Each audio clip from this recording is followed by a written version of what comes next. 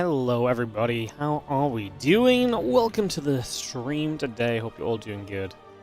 Hello. Let me just do a reset on our goals and stuff. Didn't realize we had some stuff yesterday that wasn't wiped out.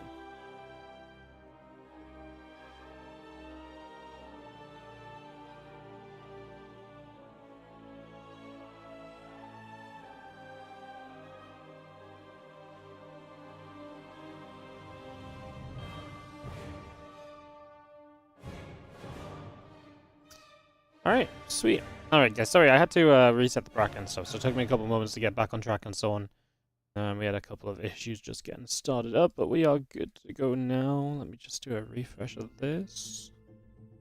Beautiful. Alright, hello guys, welcome to the WardiTV May qualifier. So this is just going to be a little tournament we do this month, just to kind of fill in some gaps. There's a pretty busy StarCraft schedule in general, so this is just for us to fill in some gaps and to fill in some days. And then obviously just have a little bit of a tournament as well. So yeah, just a little tournament. Obviously part of the 2025 series. How exactly right now, you may ask? I don't know. I'm still working on the exact format of like how the end of your championship will work, which players will be able to participate in that, and so on and so forth. So still working on all of those aspects of it. But until then, we're still going to run some tournaments. And yeah, as part of the WardiTV 2025 series, we have WardiTV May. Top 4 players qualified a day, and then we are going to have ourselves the... Well, there's a $100 prize pool just for this qualifier, as well as $75 for first, $25 for second.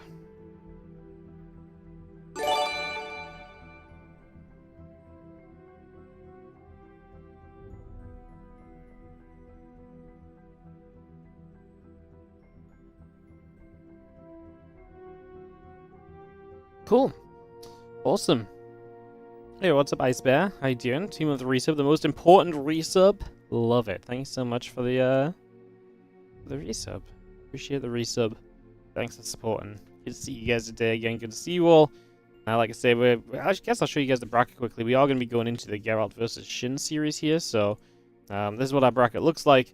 We're going to have MaxPax as the top seed, then HARSTEM, Goblin, Trigger versus Mixu, Zan versus Sneakerect, Classic versus Baymarine, Mana versus Jumi, ByuN versus Shameless, and Shin versus Geralt. We're going to start the day off with Shin versus Geralt, and we're just going to probably follow that section of the bracket through that bottom side. So that's roughly what we're going to be doing, little qualifier action here today. Again, top 4 qualify, top 2 will take home some prize money, so we do continue to play the whole tournament out, just to give us an actual kind of proper day of StarCraft 2, you know, is kind of the plan of it. So yeah, that's where we're at, that's how things are rolling. Hope everyone is feeling good and ready for some games. Like I said, I'm very excited to get us up, running, and underway. Ellie is excited. Wow, Ellie's making an appearance. Hello, Ellie. Hi. You wanna come on stream? You wanna come say hi? You wanna come say hi? I think you should come say hi. What do you think? No? You're just gonna stand there. Okay, babes. I understand. It's been a tough day for you, hasn't it? It has been a difficult day for puppies, yeah. I mean, you've had to wake up, you've had to have your breakfast, you've had to go on a walk. Yeah, I know. It's been crazy, isn't it? Well, tell you what, you go chill out and go have a rest. Yeah? Okay, good girl.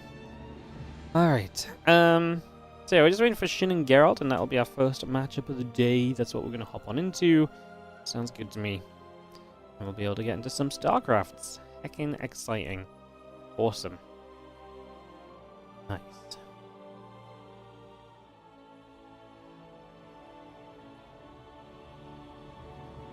Alrighty.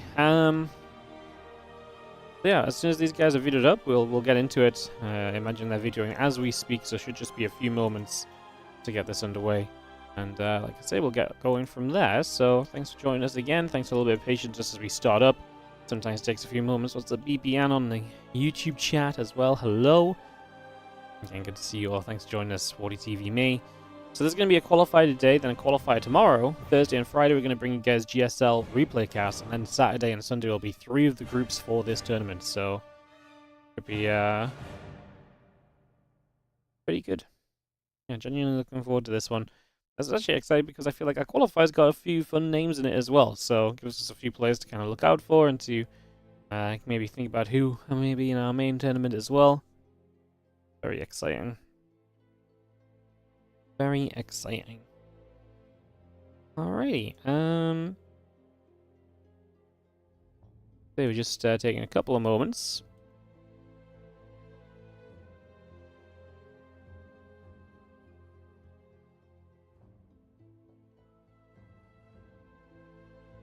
As always, I've managed to pick the match which has taken the longest process of videoing out of all of the matches. That's okay. I actually think it's a fun section because obviously it's going to be Shin. Geralt, the winner, likely plays ByuN. If not ByuN, then Shameless has been playing well lately, and if he knocks out ByuN, then it would be worth watching that as well. So it's a fun little section for us to jump into. Avoids any potential I guess we could get PvP. It's a less likely PvP round of 8 though, so I guess we'll see. Literally, I'm watching every single lobby come up apart from the lobby that we're waiting to go into. Honestly, what is going on?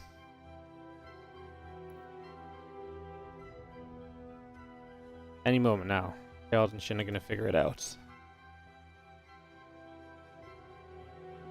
So close. So close.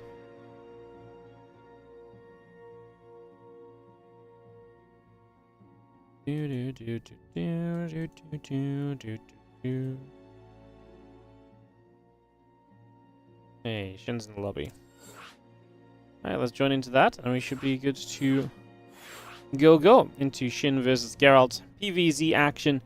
Get this started up like I've been saying, and yeah, we'll get our qualifier operational. Again, thanks for dropping by. Good to see you all. Let's jump into some games here in the next few moments as we just wait for now Geralt to join the lobby. As soon as Geralt's in here, and go. Oh, I don't even know if Indy wants to be here. No, Indy's casting.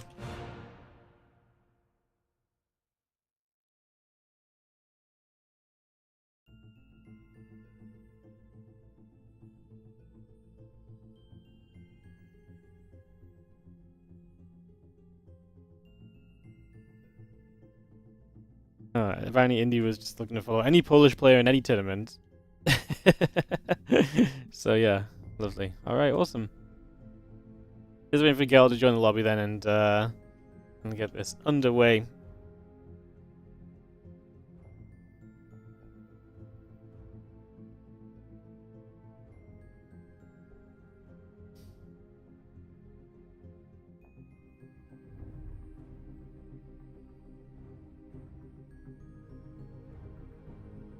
I promise you guys we're going to get in game soon. Geralt has joined the lobby. Perfect. What you love to see. Love to see it.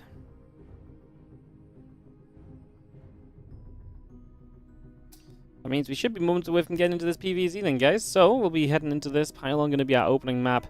Obviously playing on this new ladder map pool as well. As we'll get this on the go.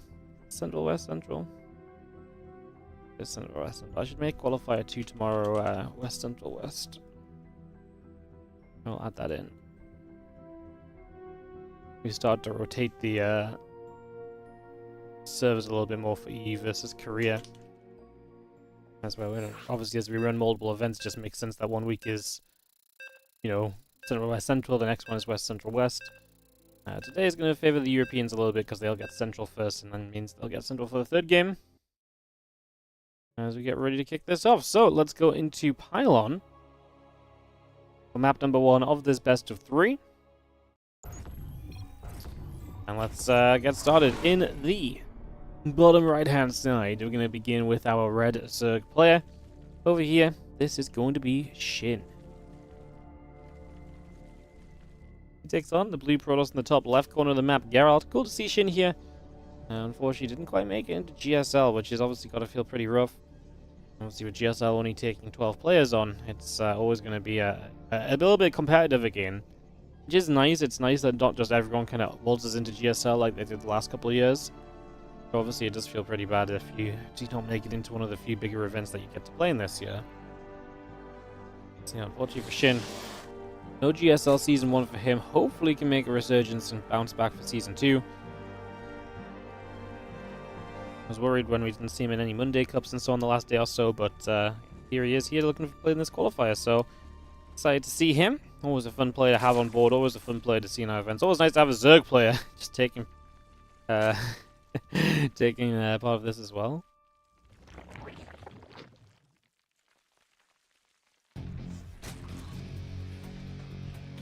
As we get all started up. So, yeah, opening game, some PvZ action, Isle on our map, and the probe just blocks the hatchery over to the third hatchery location, so going to be doing that for the early few moments, take that as a little bit of opportunity so far. The gas coming down here from Shin. We'll see what kind of a build these two would like to come out with over the next few moments. Got ourselves that probe still wandering about, and yeah, hatchery pool, gas all coming into play. The probe going around the back and going to try and nibble here and there for some potential damage, so trying to do something a little bit like that as that gas and pool continues to come through. Probe gets around the back of that mineral line.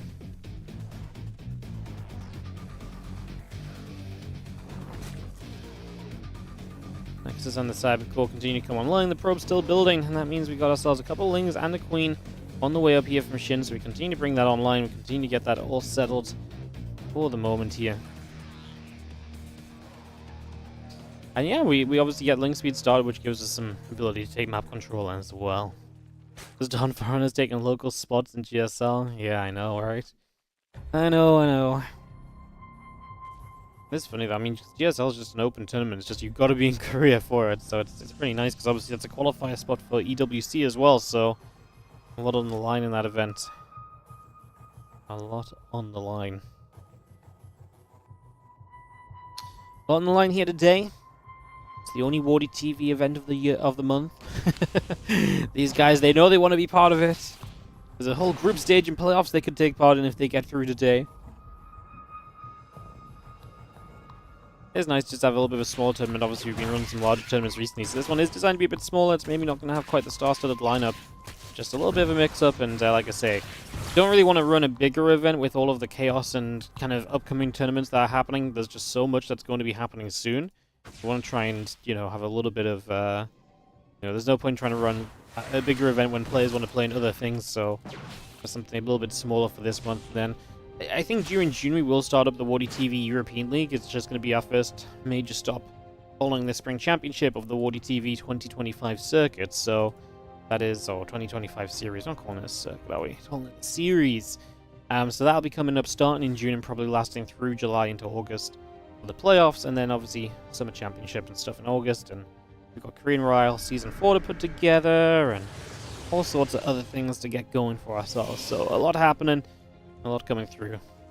A lot of fun stuff to kind of sink our teeth into. As this Oracle flies up through the top side, we do have the Warp Gate coming up as well, going to be finishing in just a few moments. We'll get that Warp Gate completed.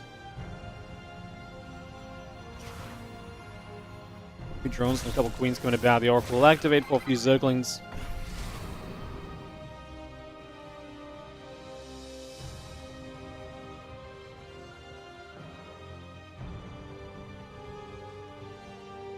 Geralt just heading straight into the Twilight Council on the Forge here, so nothing really overly surprising about that. Just getting that potential to move into Blink. We'll see if he wants to do anything a little bit more crazy than Blink, because man, that Oracle takes a lot of damage to put a stasis ward down and deny the tiniest bit of mining here. It was really, I'm gonna say not quite worthwhile, because like I say, you don't expect that Oracle to really be able to do much now on lower HP. So the Oracle shows up and we'll start to get a couple of drones, 3, 4, right in the corner here. Gonna see some big success, so Shin lets the Oracle get through for quite a bit of damage, and that is going to be a little bit of a shame. So yeah. Our WardiTV Monday is still likely to happen through EWC, just at a smaller prize pool. I don't know right now. It kind of depends on support, but the thing I will know is obviously I think some players will not want to play the weeklies as much, so it may be worth us just cutting the prize pool down and saving them a little bit. And especially just with, like, it's kind of weird because it's like yesterday was a little bit rough, you know? Obviously MaxPacks got eliminated early, but quite frankly right now, Clem and Hero and MaxPacks carry a lot of the viewership. Obviously, Serral. Some of the other guys do as well, but some of the other guys don't play. So, when that viewership isn't there, it's very hard for me to justify my portion of it. And obviously, we've also got, you know, other people like Winter and Loco, you know, really want the replays from it as well. So it might be that we just cut down on it a little bit over EWC. I think that's a point of discussion to be had. It's not decided just yet. It's not kind of set in stone or anything. Just, I think it's not unfeasible that we might kind of reduce the prize pool over the EWC period. I mean, I still want to cast on Mondays. It's like a nice time slot to cast in, so... Yeah, I don't really know just yet. Maybe we can just keep on going, but it also honestly kind of depends on the support that we continue to get as well. Like I say, Winter and Loco donating. They might not want to donate as much every single month if the player pool is a little bit more diluted than it was. You know, so... Might be that it just makes sense to kind of step back a little bit. There'll be a couple of Mondays that get missed because of other events taking place, so... we'll keep you guys up to date on that as well, but... Yeah. It's kind of the... It's kind of a work in progress right now. Just trying to be smart with the money, you know. Like at the end of the day, we still probably end up like, even if we say save like $800 because we run a month of like lower prize pool Mondays, that $800 will still end up in StarCraft tournaments if we have the $800. It's just making sure we get the most out of that $800 as well, you know. Is there no bracket on Wikipedia? There probably is, but it will not be as up-to-date as the bracket on Challenge, because Challenge is the official bracket that's actually updating everything. Wikipedia will be getting results off of the Challenge and then just transcribing it over, which is why we link the Challenge. So that people have the most up-to-date view of the bracket.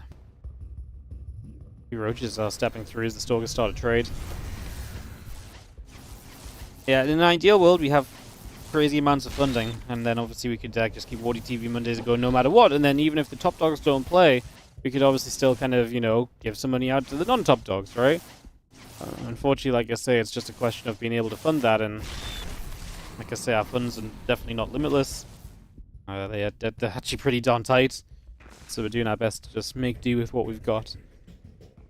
And hence why we keep on selling out so much, so that we can tell you guys to support, and we can run more tournaments, and we can do more things, and all that kind of goodness. Shin just kind of taking his bottom side of the map to attach back onto this PVZ. Hatchery in the front coming online. Mutas working their way up the left.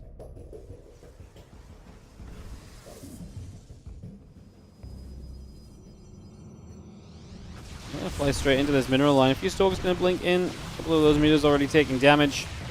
The Stalkers continue to fight as we go back and forth. Lings and Roaches are going to step through. The little gateway is going to be walled off on that right side, so Geralt has a pretty decent defense, but obviously, I mean, it slows down the approach, but these Roaches can still break down the wall. Once that wall got broken down, we lost an Archon as well, so a little bit of a painful experience there for Geralt, losing out on a couple of his units right away. And Shin going to continue to build into the mutas, so really going to try and say to Geralt, hey, I don't think you're really responding to this adequately.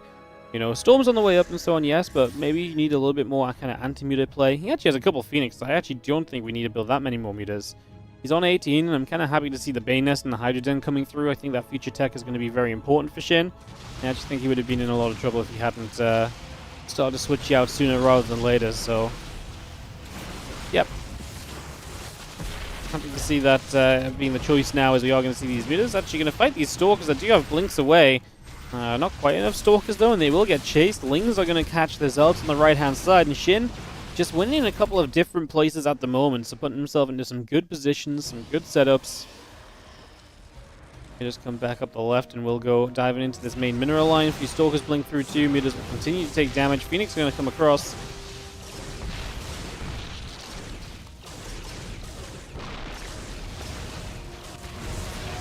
To charge up again, going to get some more grabs. The Roaches also continue to charge through Mutas, and the Phoenix continue to go back and forth. Knuckle activating. Mutas getting chased down the left side. The Phoenix continue to come back around.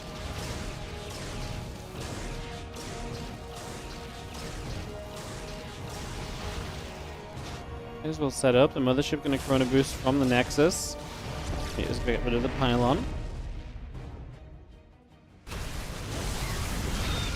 Another nice storm on top of some of those Roaches. The Zealot's taking damage as well. The Phoenix range going to be coming through in the next few moments. We do see the Mutas turning back around. 6 probes going down. But only the 6 probes for the moment. And As we get rid of the Phoenix, though, obviously opportunities are going to arise once more. Now we turn back into this middle line. Geralt continues to be bullied. 2 more Stargates, the Mothership coming up. I mean, we should clear out the mutas, and then it's a question of how well do you deal with the Lingbane Hydra as the follow-up that Shin has been setting himself up into. And it is just Lingbane Hydra. He still doesn't have a Hive, so he doesn't have the potential to move into Lurkers or anything. I mean, honestly, without the Hive right now and a, Mothership coming up and potential to make some higher tech air units, I actually wonder if Shin actually does just need to kind of get that Hive ASAP right now. Get some of that Hive tech online, because I'm not sure Lingbane Hydra is going to fare well against the Protoss army that's coming up. Okay, right now it's like Stalker Zealot and a couple High Templars, but in the future it could have been really sick.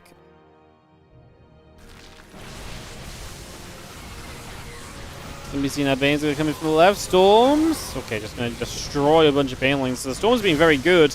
Let's see how we can deal with the Hydras. I think the Storms were good enough that we actually have a good shot against these Hydras, just pushing them back. Because none of the Banes really did that much. None of the Stalkers really lost shields or anything of the sort to begin with. And that's obviously going to keep you in a little bit of a better position. Stalkers just blink back over again. 7 probes have already gone down. +3 attack coming up. The Tempest on the way. Nexus and a cannon coming through too. Even that Lurker Den still building. As we get a bunch more Banes coming up. +2 missiles. +2 melee.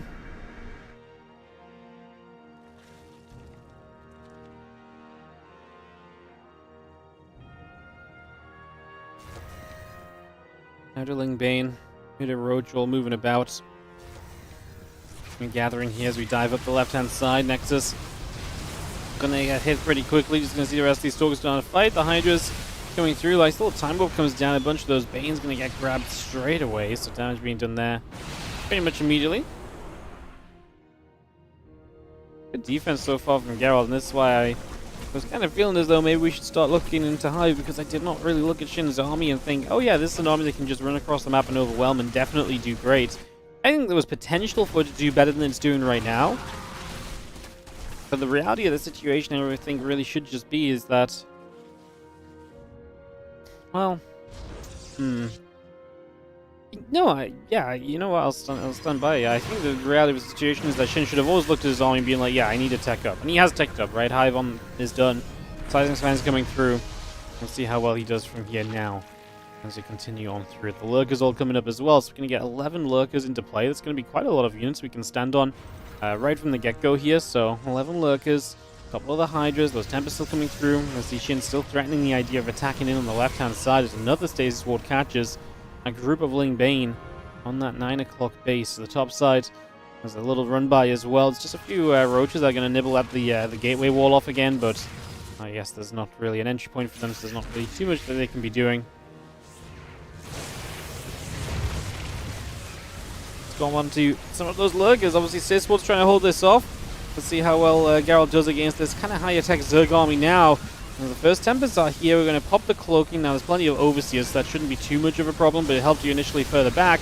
Now you can step into this army a little. We see the first few Lurkers definitely getting low and starting to drop.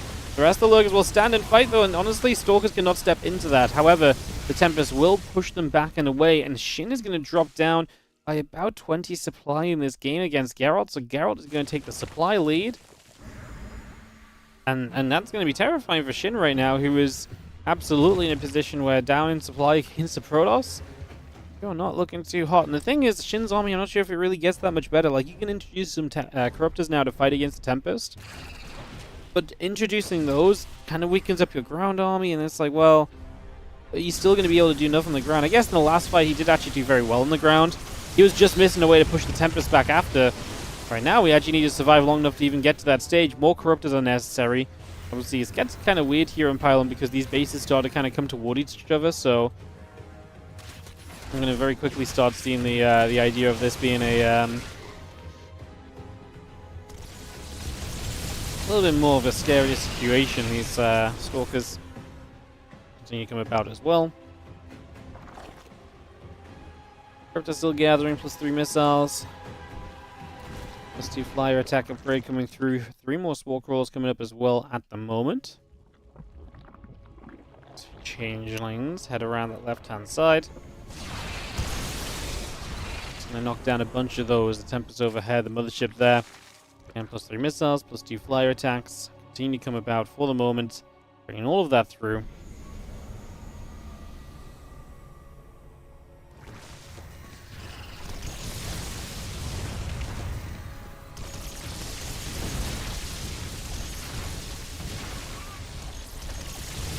Locust is going to move over. The Bane's going to continue across. Again, the +3 missiles coming through. The Corruptors coming into play.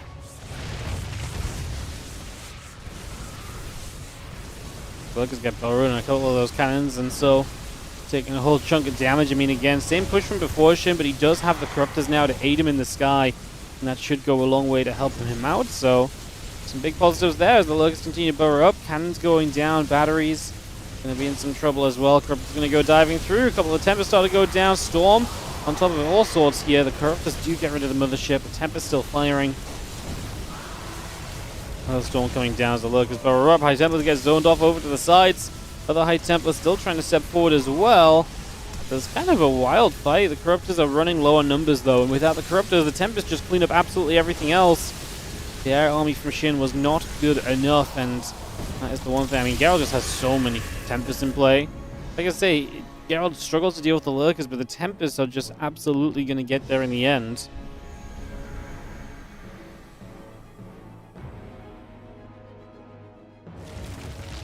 More Lurkers burrow up. We do have ourselves the Overseers coming through. Tempest going to go after the Overlord, going after the Overseer.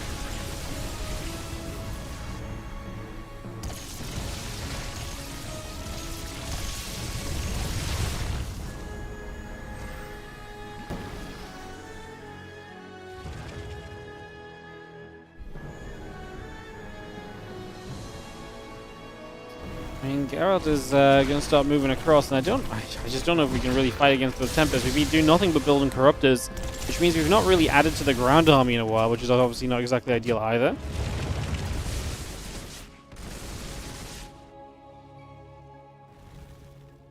And Corruptors coming up, the Link Hydra still coming through. And Nexus is continuing to build into place as well, as we just have the additional cannons coming up. Simulators, pylons continue to come down for the moment here. Let's just have those Lurkers going to get up the left-hand side. A few of those probes begin to go down. And a couple more probes dropping as well. Nexus will take some shots. Here we go. The Corruptors going to come diving on through. It's going to have the Corruptors still chasing after the mothership as well for a couple of seconds. Shin is going to get rid of this base. He's hitting the top right side as well, by the way. So he's hitting a second base at the exact same time and doing some reasonable damage as the Corruptors continue to try and just press their way into this. Storm's doing a good job of kind of keeping back some of the Corruptors though, and Shin will have to back away. The problem Shin has currently is that Geralt just has so much money. Geralt has tons of money banked up, and that means that Shin is constantly just kind of not having a bank to rebuild with himself. And that is the issue absolutely right now. If we could just kind of give Shin a bit of a bank already, or have him... He is mining more. If he can maintain that, then maybe this game kind of solves itself, but...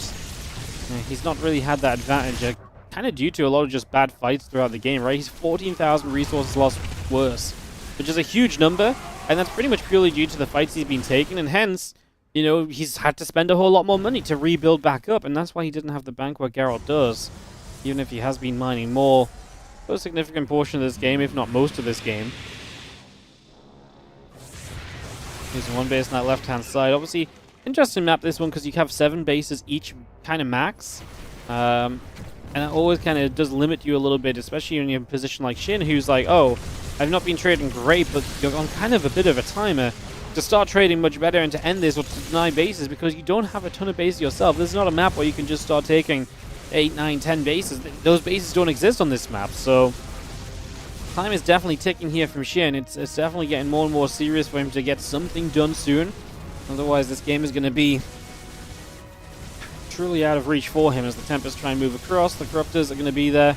The Stalkers blink underneath. A couple of Storms come down again.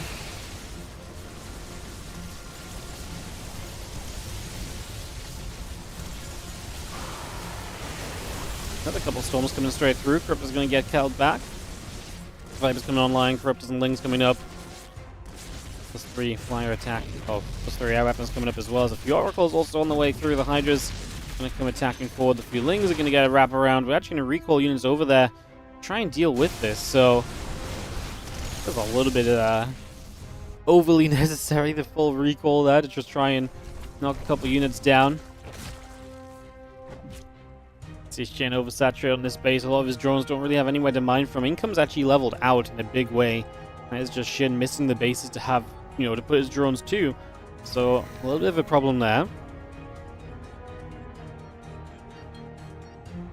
A lot of stack defense around, which is making run bys with these lurkers that much more difficult to find and to do much about as well. So it's also quite a bit difficult as well.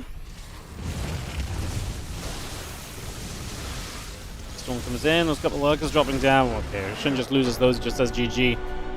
Well, it was just a good portion of his army going down for no real gain. He feels like he can't get back from there, so GG's.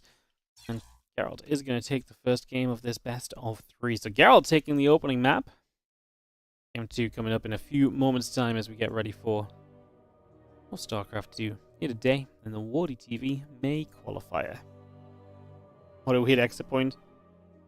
I think he knew he just couldn't fight the army, and then losing a good chunk of his harassing force at that moment was just like, nope. That's it, I can't really do much else from here, you know? So yeah, just kind of taps out from there.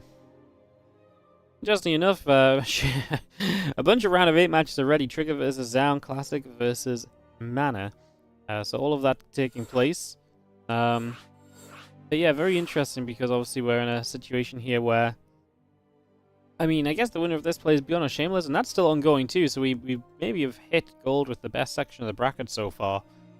So yeah, we'll keep an eye on how that all goes. Geralt just needs a moment. All good for us, because the long game to start the day is always a little bit awkward on the ads, so we have to run those, so no worries. The real burning question is, how many editions do you have of Prismatic? I mean, not a lot. This set has been terrible, bro. I got 1 demigod pack, and that was it. I think I've opened 250 packs, and I've had 1 pack that had anything better than a full art trainer in.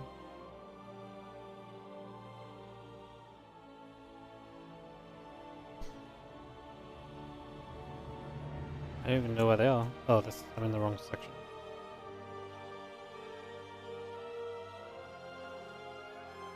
You got a gold Pika? That's pretty nice. It's my my only win. Not gonna focus on that. It's a very good one. Yeah, it's very good, but it's not being worth the pain. I also got I got these ones. These were all from the same pack, and literally outside of that, nothing. Miserable. Actually miserable set.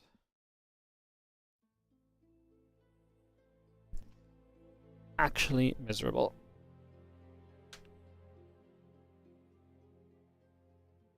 Still just, yeah, mate. Well, just think of all the money I spent. It'll make you feel better. Hey, what's up, Phil McJr? Thank you so much for the 29-month resub on the Prime. Thanks for the SC2 content. No worries. Thank you so much for supporting it with that Prime. Appreciate it as you're heading into game 2 here. Persephone for a second map of Geralt versus Shin. We'll get into this in a few moments. Gonna go buy some Japanese packs. Nice. Yeah, I'm looking for the next set, but it's impossible to buy cards here anymore. Like, everywhere doesn't have enough. So I don't have any pre-ordered anything, so I think the next set's gonna be really cool, but then it's just gonna be, I just can't open any. It's sad. Tough times. Tough times in the world of Pokemon, guys. So we do have in the top left, our red Zerg is going to be Shin, taking on the blue Protoss in the bottom left-hand corner, Geralt, as we kick off into game number 1 of us. Game number 2 of this best of 3 instead of the scoreboard, and then my brain took over. Yeah, game number 2 of this best of 3. Geralt leads by a map, and yeah. See what happens. You guys want to see Mana?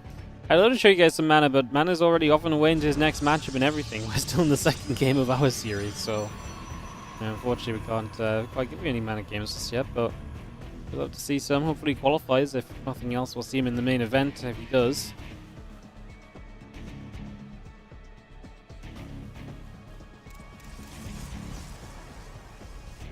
Felipe.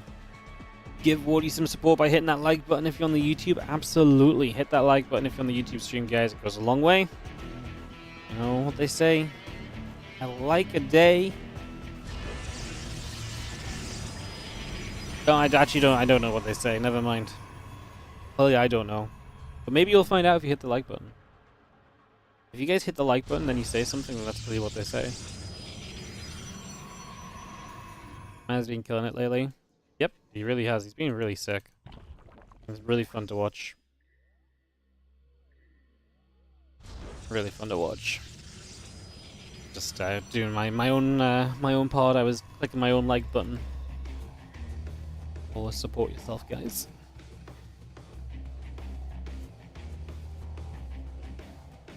Like a day keeps the special illustration odds away. Yeah, maybe that's where we're going wrong. Maybe I should have opened some cards the day I didn't cast in StarCraft.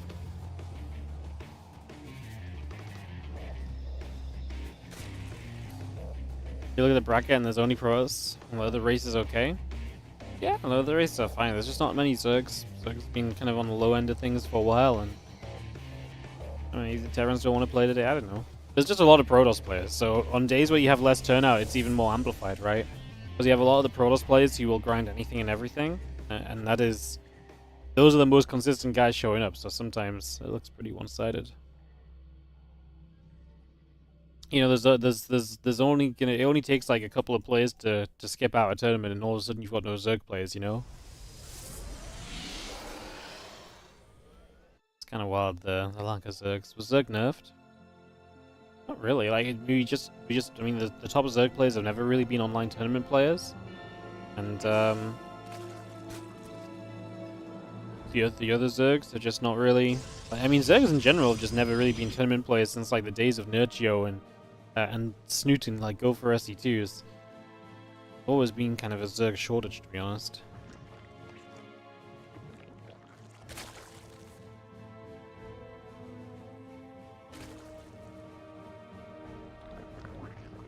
Feelings make their way onto the map here on Persephone, and Geralt has the Oracle already lingering around looking for any possible chance to deal some damage. That's 3 drones, which is not a bad start. Stasis as well, however, our third Nexus might be in some trouble here. Ling's got the wrap around looking for the cancel.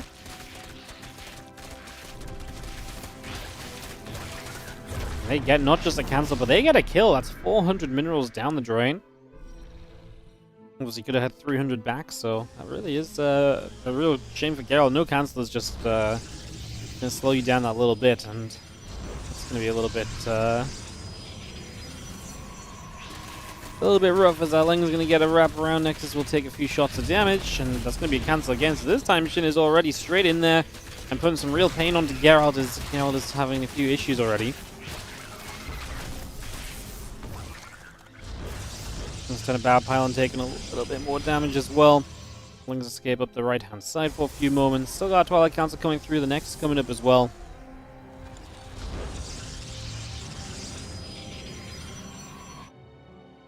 The Pylon just coming into place as the battery. The Nexus continue through. +1 and Blink on the way in. And just, again, applying some good pressure. Yeah, gotta like what he's been able to do so far. It's definitely a reasonable starting point, getting a kill and a cancel. And now just on his way up to that lair as Geralt tries to make his way through to the +1 and to that Blink. So again, both of those up and online.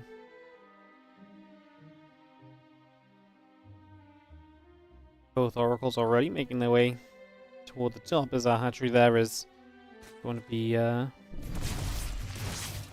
the way up. So we get to spot that. The Oracle's going through, going to get themselves a couple of kills. And try and stasis wall, but Double Queen will out DPS the stasis building, so that will be good enough to make sure the Oracle does not get to do too much else.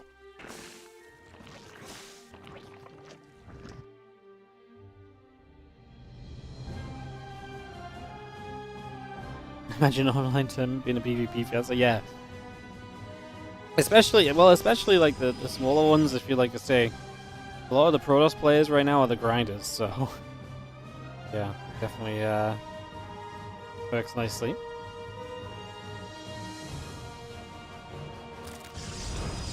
We have an Nexus coming down on the front there, so that fourth base coming through. Get that underway. And we just have our Phoenix still poking around onto the Overseer for a few moments.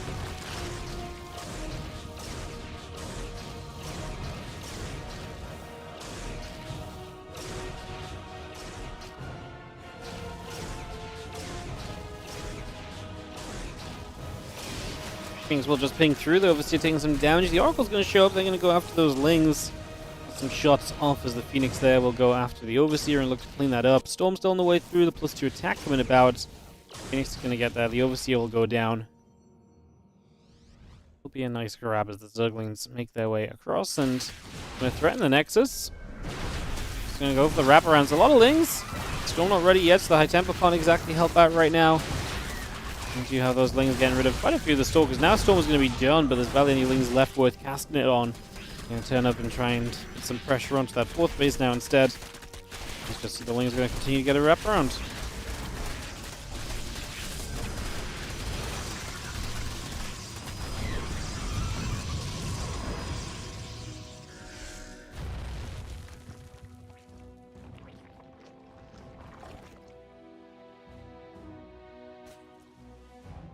Yeah, +2 attack going through, the extra gates coming about, the Nexus on the way. Still a Guru Spines and the Roach Speed coming up as well, so we continue to get that going. Using the Healing Shrine for a couple of moments. Why the hell not?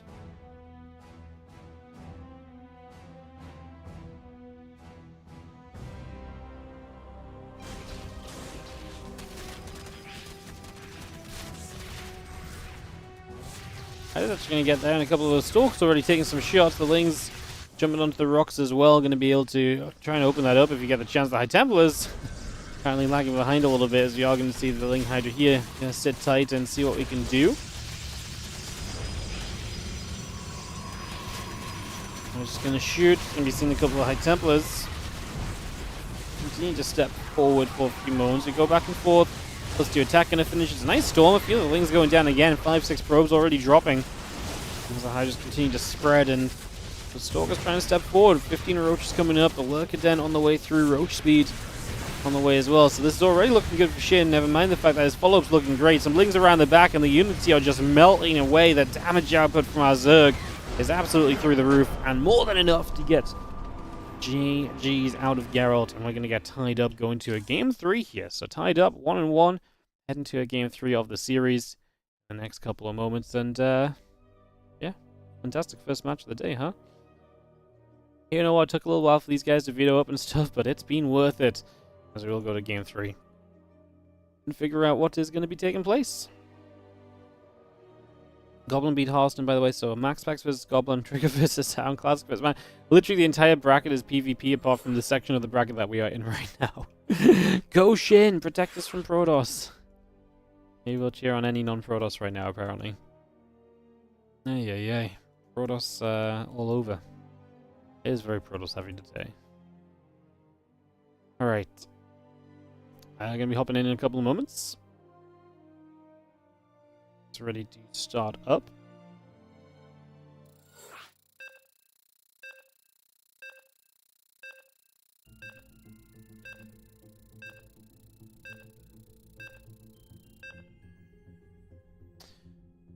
Going to be Magnatha as we head into this game number 3. So Shin and Geralt going the distance. Let's load in and see what we get.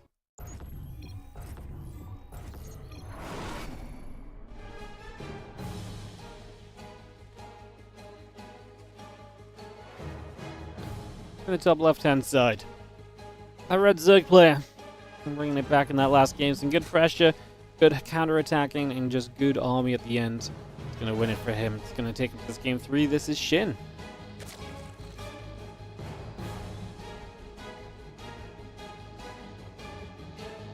Bottom right, blue Protoss player here is going to be Geralt.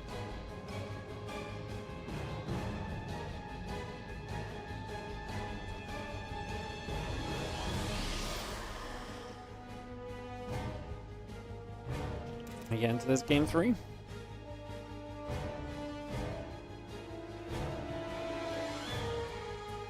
Trying to get some position. You guys are ready to drop a little hatchery down or so for the next few moments. So you got that all set. And just going to see the probe going to go back and forth a little bit as well. See if we can keep an eye on that.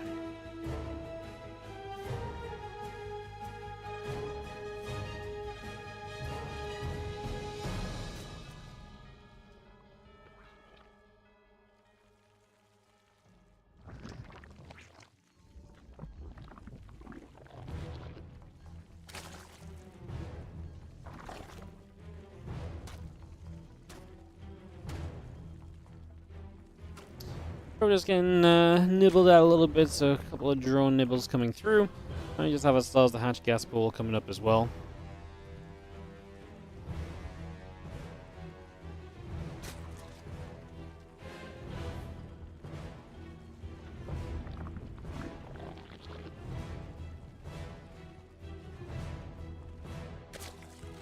Probe pulls it back, drone just goes chasing around for a couple of moments there, and we are going to be seeing our probe pulling back over, nibbling at the drone.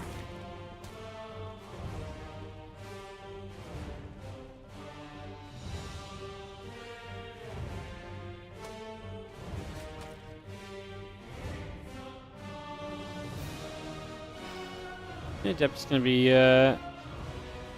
boosting along. It's just going to bring that up for a couple of moments. We have ourselves the Nexus about to finish as well. And obviously the Stargate and the Adept continue to come online for a few moments. That probe trolling around. So far, so good.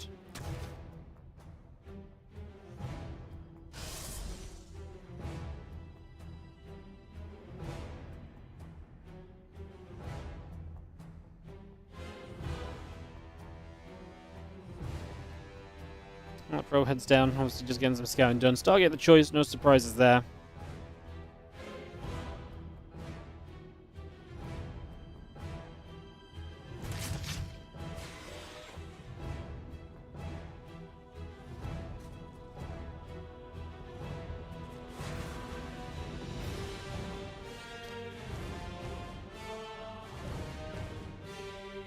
Just have ourselves that link speed coming through as well. Just going to get that set straight up here.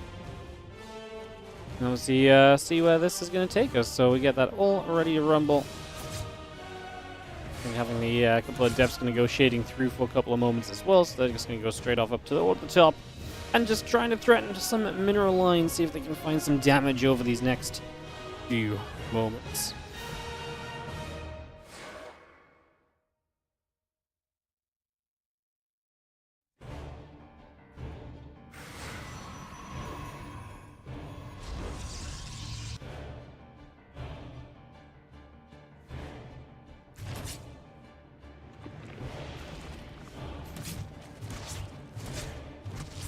Oracle flies through. It's going to be coming up overhead, coming across for the moment as we just have ourselves a couple of queens coming around as well. And the Nexus continue to build. The Oracle continuing to come out. And the couple of queens are going to get back onto that Oracle for a couple of moments. The Oracle just trying to find as much as possible here for the moment. I'm just going to grab a queen in the center. And you see our Nexus, Gateway, Forge, and Twilight Council all continue up for the moment too. And all of that align. Very similar to the previous games in terms of tech structures and so on.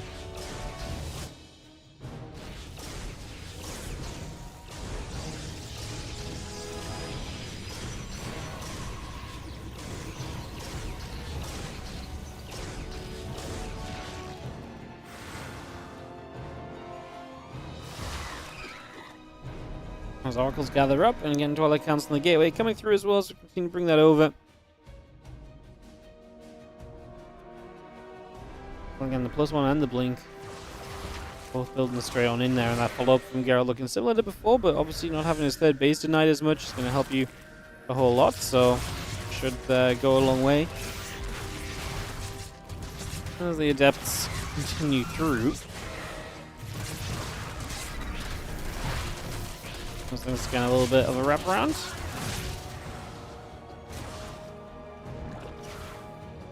You know, plus one, the blink coming about, the probe's coming over. Ling's gonna get that little grab for the moment.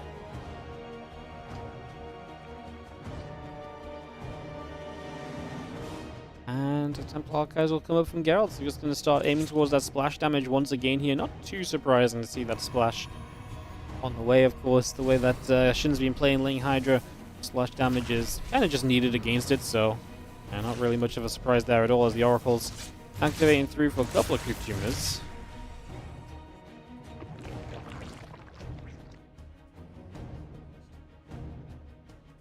And +1 blink both coming up. The Temple Archive is about to finish. That will be finishing soon as well. Roadrun's still coming in. And Storm the +1 coming up from Geralt as well.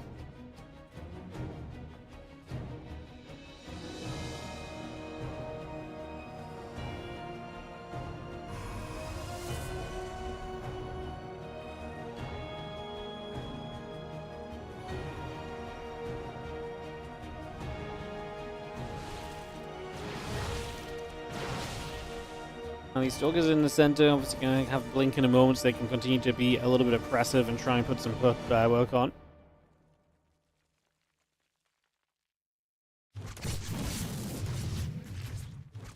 We're actually going to be able to get through and get a little bit of a grab. One Oracle going down already.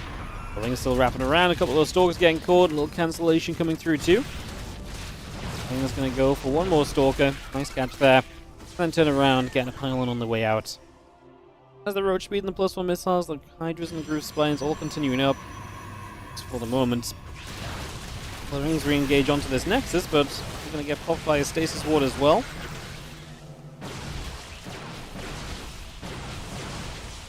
Gonna knock down that cooling tower.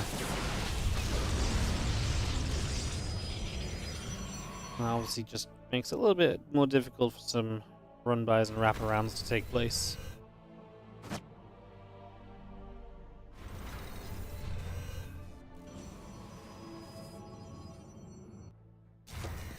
Let's do attack, charge, both coming up for the moment. Just going to be seeing ourselves the +1 missiles, the Muscle Augments, the Roach Hydra continuing through as well. So bring all of that up and running.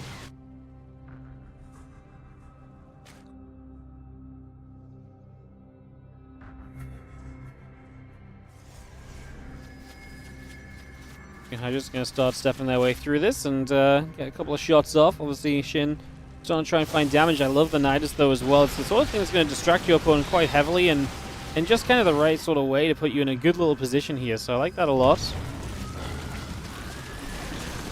Well, the Zelds do try and deny that, but it's just going to be a little bit too late to really do too much of anything there. So not really much gained for the moment.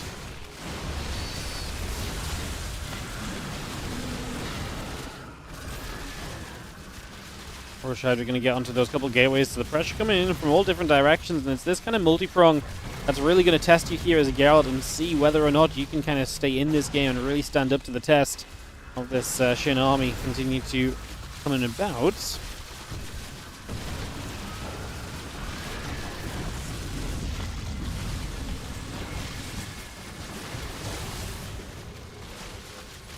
Roach Hydra just coming back over, coming back through once again.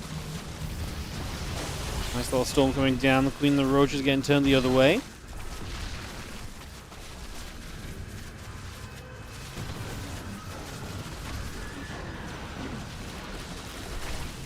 Those elves are going to come straight through. That Nidus never coming about. Nice Stasis Ward going to catch some of the Roaches and the Hydras there. Another Nidus going down.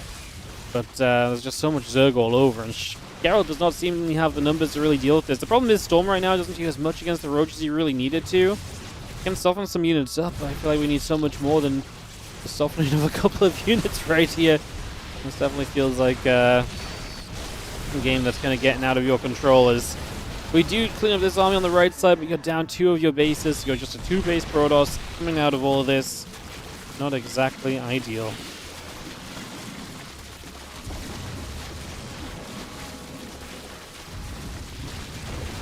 Roach Hydra still attacking through. A couple of Similars going down. The Pylon, the Twilight Council gonna be in trouble as well. The Gateway's still taking a lot of hits.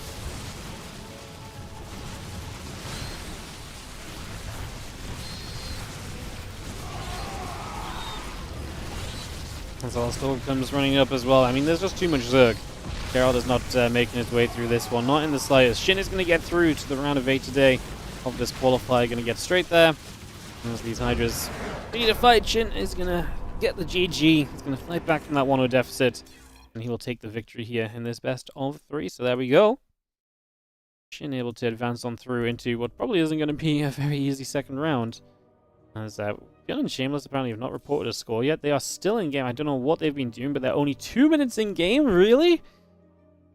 Well, we're gonna have some downtime though. Or maybe we could go MaxPax versus Trigger, because ByuN and Shameless isn't done yet. We could just get into that semi-final, I guess. Wow, that's great. So ByuN and Shameless are still playing. I do not know what they've been up to, but that's kind of wild.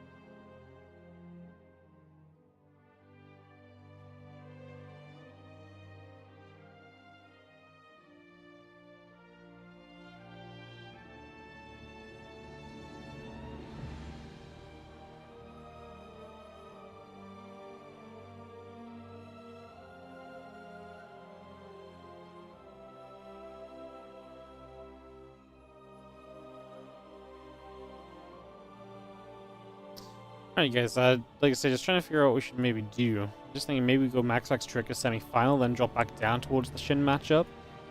I don't think anyone else is streaming, right? Just wondering if anyone else was in the ByuN Shameless series to see what the hell is going on. I'm just worried they end up playing another long match and then it's just going to take a while. Yeah.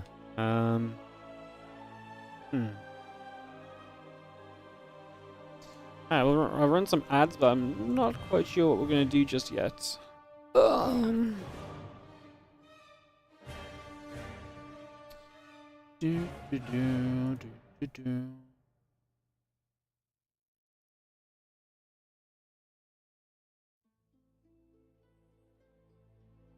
I'm not sure what to do.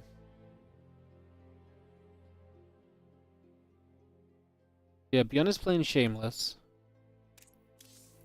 Like I say, they're 4 minutes in games. There's a chance they come out of games sooner rather than later.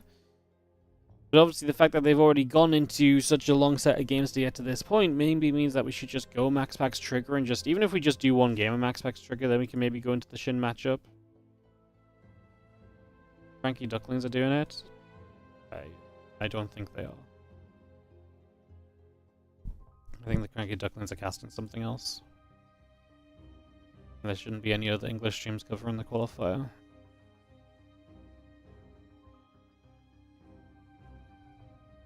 As far as I'm aware. Yeah, maybe we go MaxPax Trigger and we'll just try and maybe we'll jump out of MaxPax Trigger to go into the Shin matchup if it comes around, but like there's no reason to kind of wait around too long, you know. I think that would probably be a fairly reasonable approach. I like it. I like it.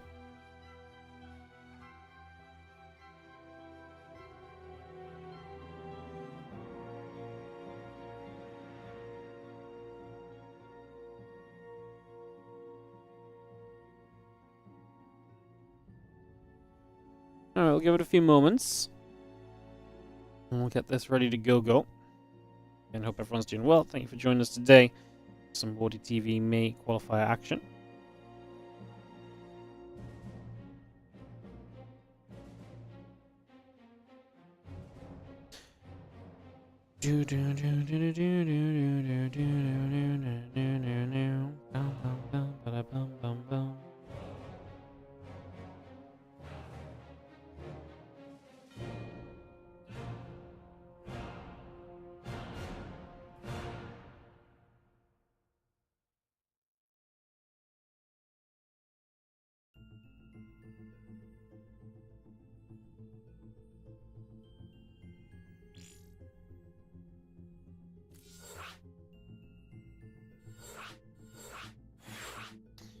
You're gonna invite us in. Perfect. So let's double check that this is game 1. Cool. We'll go into this then.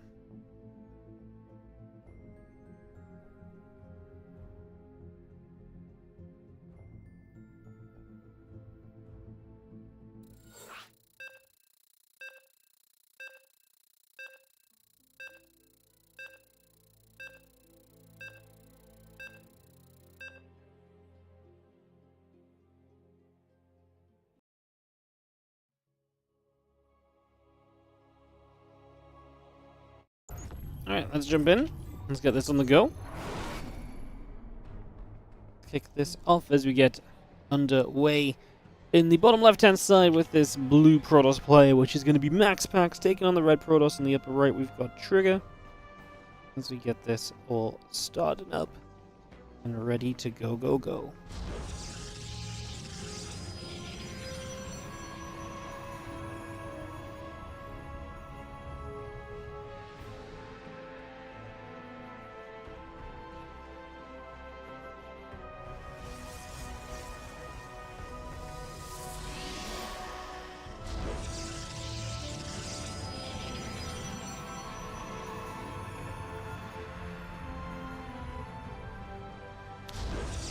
So a little bit of PvP action, as mentioned. And get this underway and see what's going to happen.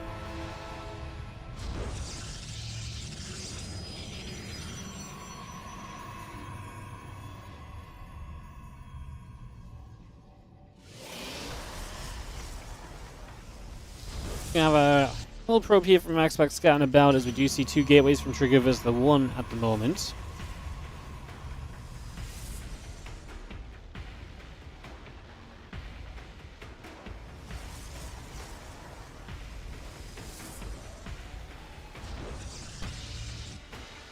Probe just gonna go chill for a couple of moments.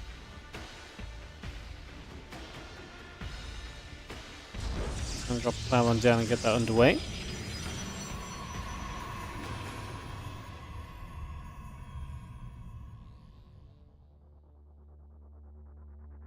Just gonna place that down, get that going. Again, the cyber core is coming up on both sides. We get that underway as well. Just gonna be having ourselves the pylon continue to sit tight for a couple of moments, so get that underway. And yeah, a couple of stalkers coming about. The warp gate coming through as well. Continue to get all of that going, as we will see if Trigger's aggression here is going to work out for him. He is putting a forward pylon down. I'm going to be trying to see what we can do in the next couple of moments. Did you miss the ByuN game? No, so the problem is ByuN had just gone in game with his opponent Shameless for like a game 2 or game 3. So we decided to do at least 1 game of MaxPax Trigger, because otherwise we're just going to be sat waiting. So we're going to do 1 game of that, and then hopefully we will still catch ByuN, the ByuN matchup. Or if ByuN does win the matchup against Shin after this, it's just, we were just going to be waiting. They just started up as well, so it just makes sense for us to kind of jump in over here and go from there. And like I say, we can maybe get Shin to wait with his opponent for a moment or two while we finish up a game here. Something like that could be fairly reasonable. Stalking the Oracle coming about, a couple stalkers coming up from Trigger to get that straight on through. The warp gate still building, and that robot facility down in the center. A couple stalkers going to ping back and forth here, so Trigger going to come back and forth for a little bit and just see what else we can do. Obviously, he is building up into that prism. The defensive Void Ray already on the way from MaxPax, as we've seen this one happen a lot lately. The Oracle is going across the map. That currently is going to bypass those units and might actually get a chance of showing up on the other side without too much trouble.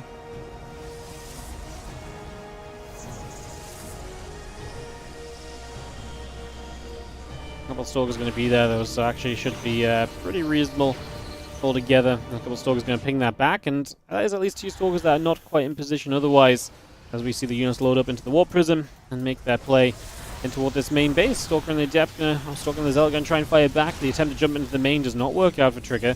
He'll warp in a few more stalkers. Obviously, having that prism and micro is nice and all, but you need a stalker count here that can challenge the Void Rays. That's what we're not at just yet. That's what we need to get to really see some success in this.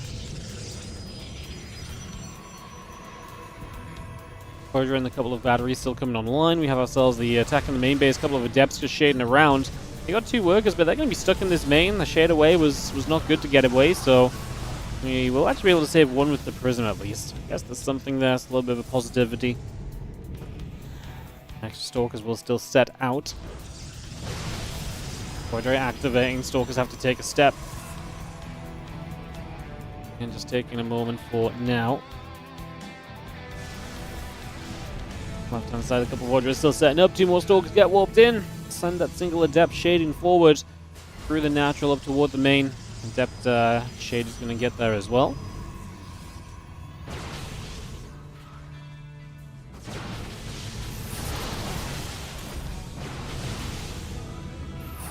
Force fields just drop straight down. Another couple of force fields coming straight into place.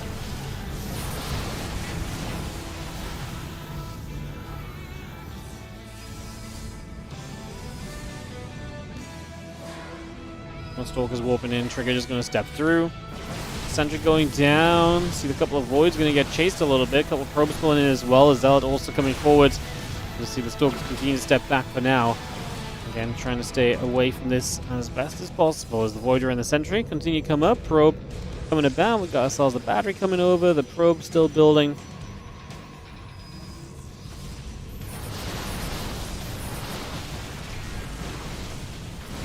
This is obviously the commitment moment where you try and really get it all done. Try and dive on those Void Rays, but it looks as though MaxPax's defense right now is looking more than good enough. So is able to hold this off. Those units get pushed back the other direction. A couple more Stalkers get warped in. Can Trigger break through? He's got to break through soon. I mean, at least now most of the Void Rays will not have prismatic alignment available, so he's not doing enough at all. Shooting a battery that's almost out of energy as well is not going to do any sort of or make any sort of progress for you either. Yeah, this aggressive attack from Trigger is currently falling and wailing away. Let's just see the couple of Voids still overhead. A couple more Stalkers are going to warp in. You can see the Adept and the Sentry still trying to fight. One Stalker going down. Turn around the Void Rays. I want to believe, but there's another Void Ray showing up. I think Trigger's numbers are just too far gone. And MaxPacks are going to take the opening game of this semi-final best of 3. Still no result on ByuN versus Shameless. I have no idea what they're up to, but it's taking a long time. So, and that's exactly why we didn't wait around, guys. So we will go into a second game here of Trigger versus MaxPacks. We may as well, and like I say, we'll try and catch the winner of ByuN Shameless against Shin after this. All right, we're gonna head into Tokamak.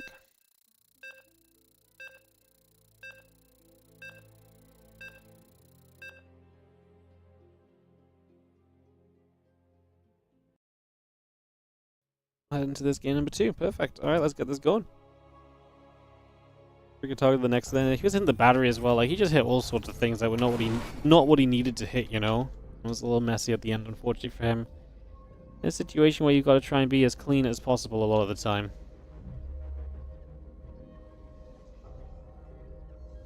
ByuN did win against Shameless, so we just had that result come in. Should we swap over to ByuN Shin then, guys? I think so.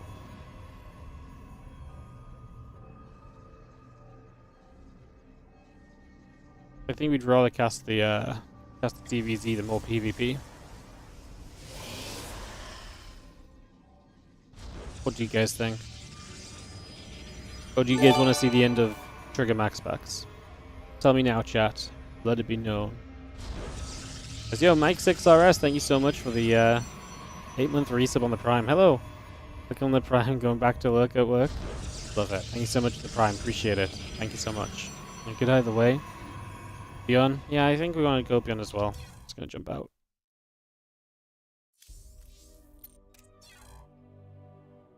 Alright. Let's hop on over to ByuN Shin. On the Korean server.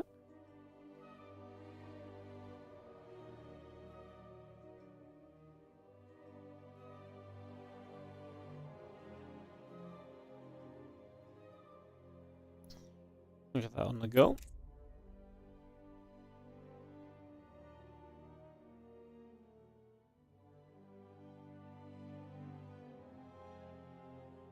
Cool. Perfect. Alright guys, yeah, we'll jump away from the PvP, I think. Enough PvP in the world. Enough PvP in the world to skip a game or two of it. Like I said, I'd rather do this and then, so ByuN versus Shin. Winner plays Classic. Mana went 1 and 2 against Classic, so cool little result for him, but not quite good enough. So yeah, we'll do ByuN Shin, winner versus Classic, into the finals. Super simple rest of the day lined up for us. Perfect. Perfect. We just wait for the videos then, guys. We'll take a moment or two.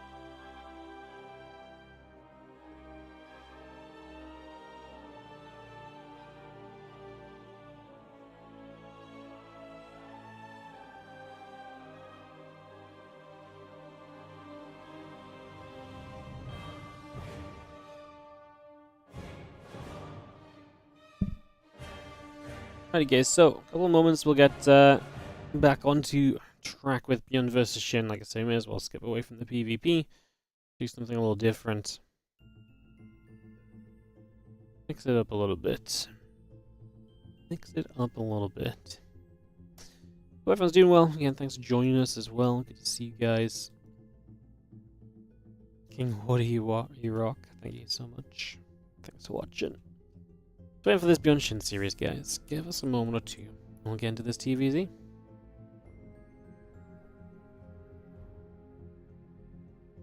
Do. Is he? Well, Yoni apparently.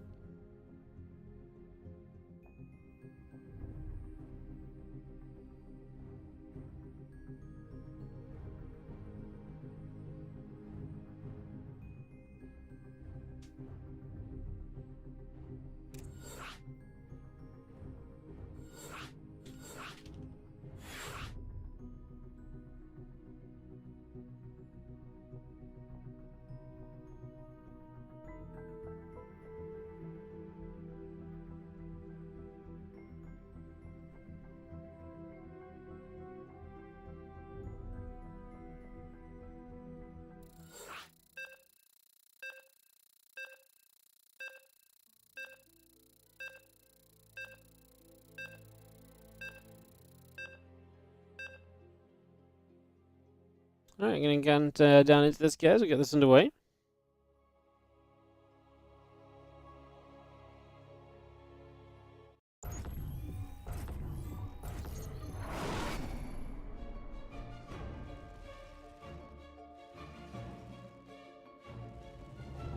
Let's start this off. So, in the top right-hand side, we're gonna have ourselves this best of 3, beginning with the Red Terran ByuN and the Blue Zerg Shin as we kick off into another best of 3, this one in the round of 8. So winner of this qualifies, and obviously you can play on from there for a little bit of prize money if the players do so wish. There's nothing to force them to. If they just want to forfeit any prize money, that's fine. If they just want to qualify and be done, no issues there.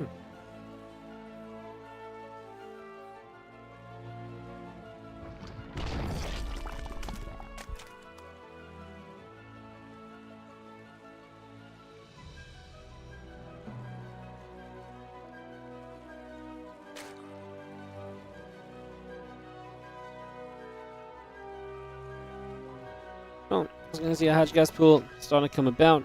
Overflow coming in. Cracks and the gas coming up as well. So we got a little bit of setting up being done for now. Obviously, excited to see what this TVZ brings us. Like I said, ByuN had a best of 3 going all 3 games against Shin. Must have been some long games too, because we had a long set of games, Shin versus Geralt, and that was not that was less time. So yeah, I wonder what happened between ByuN and Shin. Honestly, it's pretty crazy.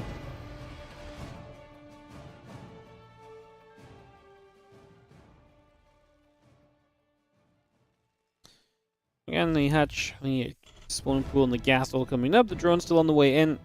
The Reaper coming through as well.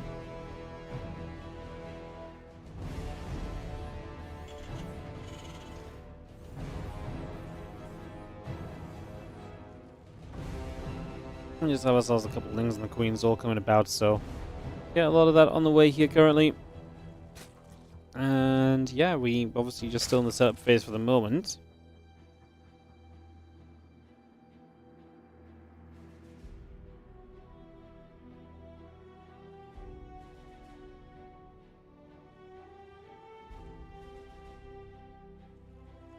We're going to set about moving around a little bit.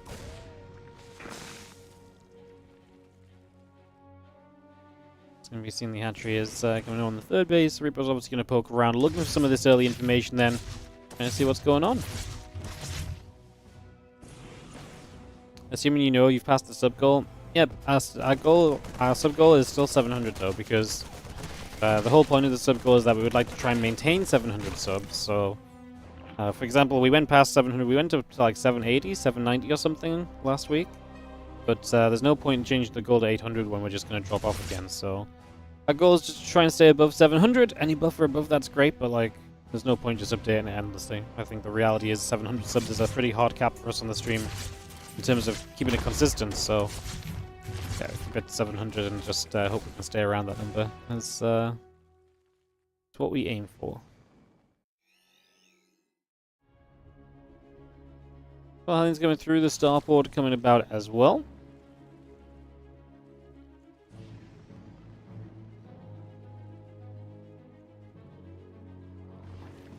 Speed on the way, a couple overlords, and the queen's coming up as well. Just gonna have ourselves the Hellions and the Liberator. Oh, that's fun. So Liberator is a way to do some damage here.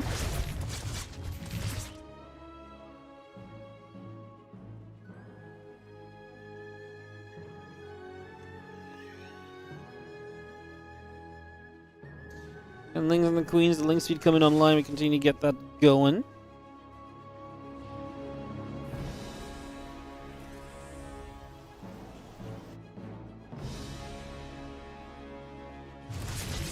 Queen's going to be there. Reaper already taking a couple of shots of damage.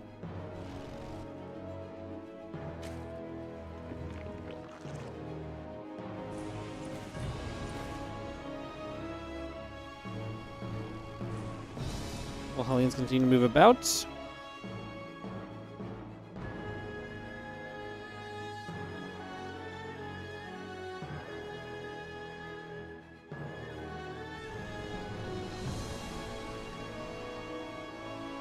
Hellions and Reaper just moving about again. The Link's coming about. Spores on the way. Last starting up from Shin as well. See, ByuN not really finding too much. Couple Links so far. Fairly passive opening for TVZ. Not too much taking place with the Hellions just pulling back, not really allowing Shin any options for counterattacking either. Shin is going to start pushing the creep spread out a little bit though, so he's going to start feeling pretty okay about that, I'd imagine. See if the Hellions pulling back, they're not in the front to kind of stop the creep from pushing out onto the map, right? So it's generally the positive idea over there.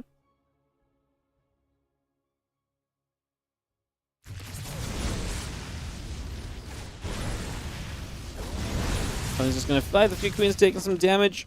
We do have our Zerglings getting pushed around as well. And the 1-1 upgrades coming through. The Evolution Chambers in the lair coming about as well. All those Crypt Teamers still dropping for the moment. So, some work being done. More of those Crypt Teamers going down as well here currently.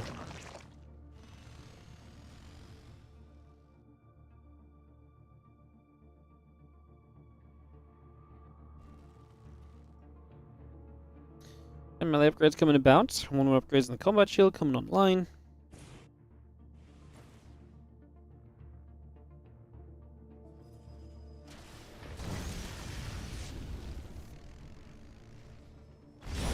Sally's still poking about as though they might be able to get something done. I mean, not saying that they can't, but Hellions alone you don't expect much from, especially jumping on a base like that.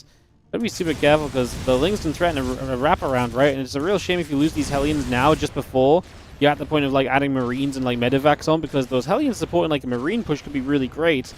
Losing them now would just be, like I say, a little bit wasteful, which is why I'm a little skeptical about him being as aggressive with those Hellions still, just attacking in when there's just not really much reason to be attacking in. Worked out though. I mean, ByuN obviously gets away with it. The Hellions able to pull back, not actually ending up in too much trouble at all. I thought it was going to be a much worse scenario, so looks out pretty neatly as a couple of Medivacs, Marines, and the tanks all start moving forward. Gonna come joining up over there. As again, melee upgrades, bailing speed coming around also here. Get that all on the way.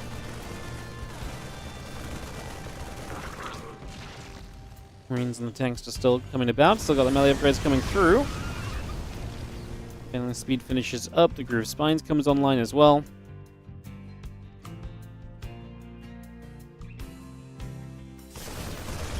Marine tank army still stepping forward. A couple of creep teamers going down immediately. So again, just picking our way through that. Rest of the creep getting picked away. Hellions and the Reaper up around the top side. Marines going to stem away once more. A couple of these Marines loading into the Medivacs already as well. Just trying to peel on away. Actually going to see the Ling Bane actually getting a pretty good jump on a lot of this. So Shin able to clean up a lot of what we're working with there. And ByuN is going to take some losses. Now the Ling Bane is going to be quick to get to the other side. How are we doing reinforcement-wise? Not really a lot of units here at all. Medivac's going to start evacuating, pull them back over to this side. Maybe the SCVs need to jump into the Medivacs because obviously those Banelings are looking like they're going to get some damage done. 15 workers dead. And ByuN not doing well against this counterattack of Shin at the moment is The Banes leak through into the natural expansion. The few Marines try to pull back. Those Banelings will get blasted. 33 dead SCVs and counting at the moment, make it 34. As the Marines will stim across and continue to try and make their way over. There's a lot of damage taken, and ByuN might just be dead unless he can get one big counterattack under his belt, because his army supply is still okay, but man, Shin just absolutely walloped this. Shut down the army, chased straight across the map. ByuN could not get back there in time, and just so much damage taken. An absolute disaster here on the side of the Terran player, and Shin is going to take an astounding lead here in this game 1 of the series.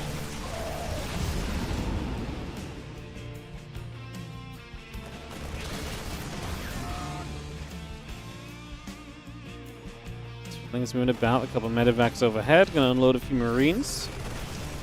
5 coming up, things and overlords in production, 2 melee upgrades coming over.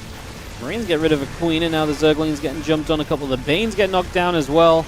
A bunch of Banelings getting knocked down actually as the Hydras step through. The extra Banes get morphed in.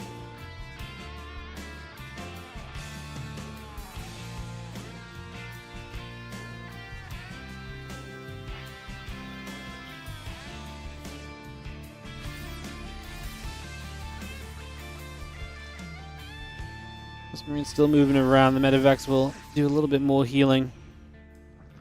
The rest of the Marines coming about. A couple of Widow Mines come through. 2 upgrades coming over as well. We've got Marines and Widow Mines also producing buy for the moment here as we continue to get that settled.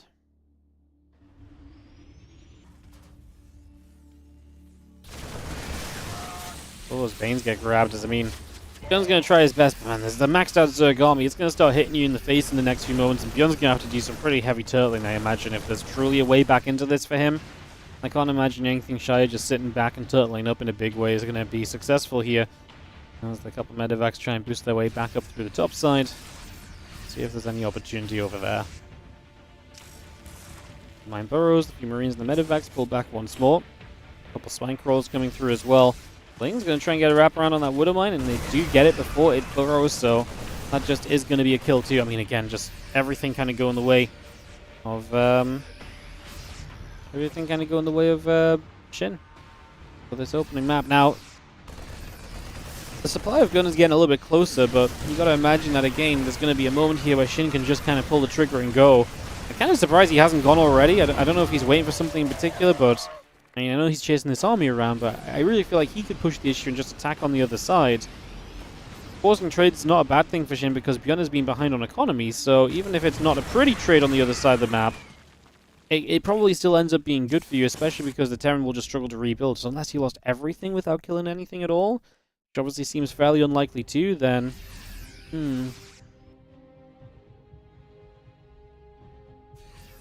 Marines and mines still gather. A couple of the changelings go down immediately. Quick picks right there. Ultra Cavern's halfway done.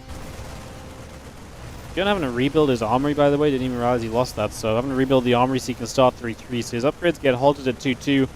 And Shin just going to make his way to the Ultra Cavern, so adding some additional tech in. I mean, to be fair, ByuN's army is like Marine Mine. Ultras are not going to be not going to be dealt with by this very easily at all. 2 Widow Mines going off there to help stifle some of the initial push forward. Shin is not really going with everything at the same time. The army from the upper left attacks when this army's already pulled back, and the army from the bottom right is stationary and not helping.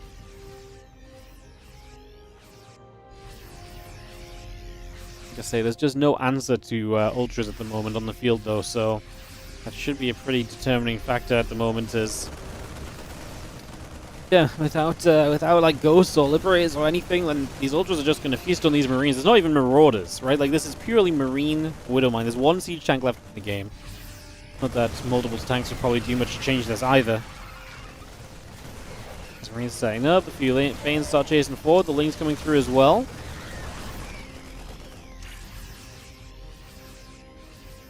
Sort of drilling claws. I mean, and I feel like there's better things to do than making your mines better right now. His army supply is huge, but like I say, with chitinous plating and +3 upgrades on the Ultras, it's going to be extremely tough, if not nigh on impossible, to really change much here.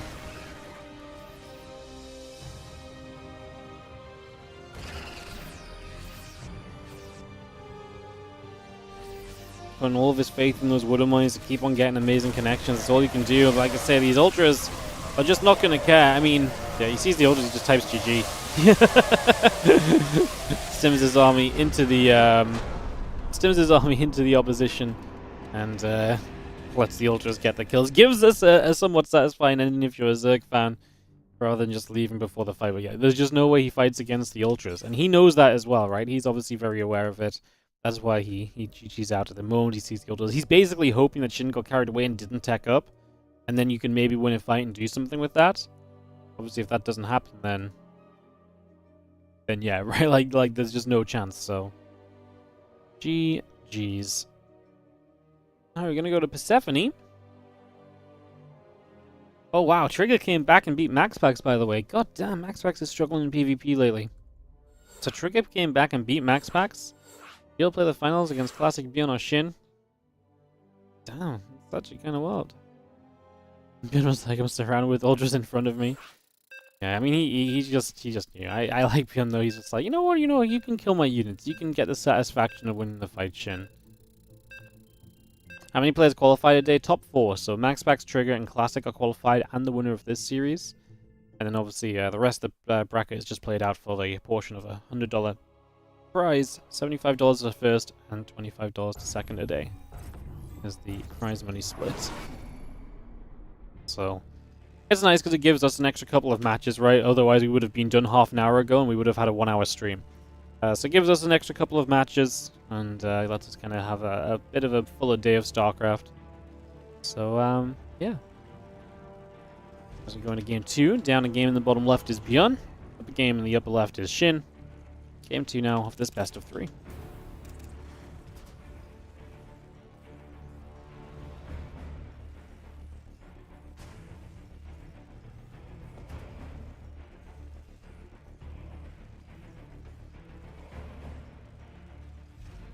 Max on the way through, a couple drones coming about.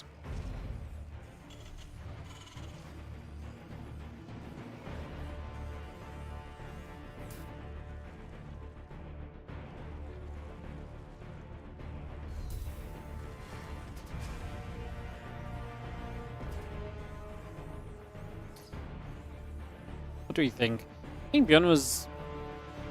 I mean, he just lost a fight and just obviously just got absolutely swarmed following that fight, right? It's difficult when the Zerg gets across the map so quickly and starts jumping on your bases, and then you're trying to unload your units, but they're just not in the right place.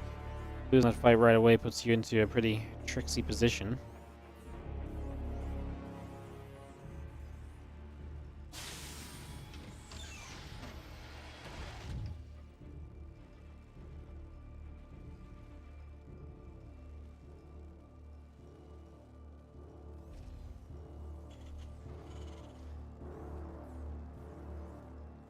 CC coming up, with orbital command coming through. And we'll see ourselves whether ByuN wants to go to triple CC or not over the next few moments. We get a bit more of an idea of what's going on there.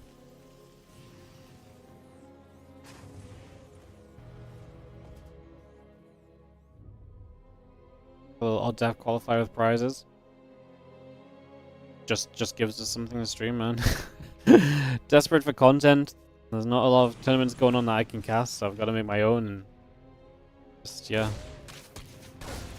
I'd like to give people a chance to qualify, and this gives us an actual stream. Like I say, if we didn't have a prize for the qualifier, we would have been done half an hour ago. We would have had like a one hour stream, you know. And now I know what you're thinking, Wardy. Surely you just wanted to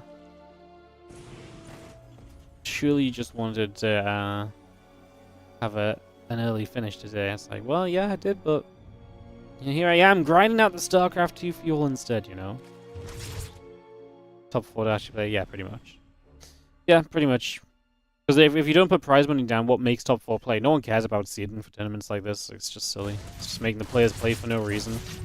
So, yeah. Just gives us like an actual day of... I mean, it's still not going to be a long stream. We're going to be, what? Probably like 3 hours in total. It's not bad, it's not super long either. Yeah. Yeah, seeding doesn't really make... The thing with seeding is I don't usually offer seeding for my tournaments because my tournament schedules are usually based on players' availability. So if you know, say ByuN qualifies and he says, hey, I can only play Group B and C, and it's like, well, that's great because the other people who are the same seed as you can also only play Group B and C. Then it sucks, right? So we always, again, just try and prioritize the players more than anything else.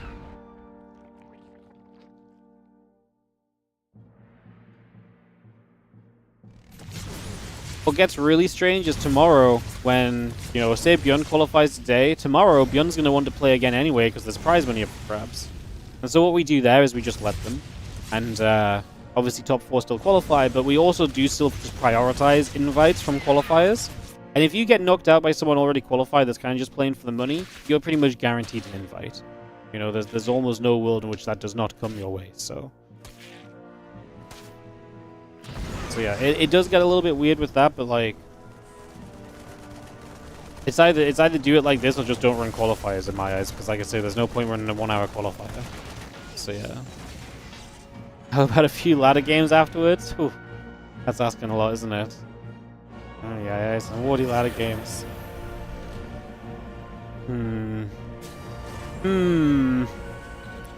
Maybe tomorrow, not today though.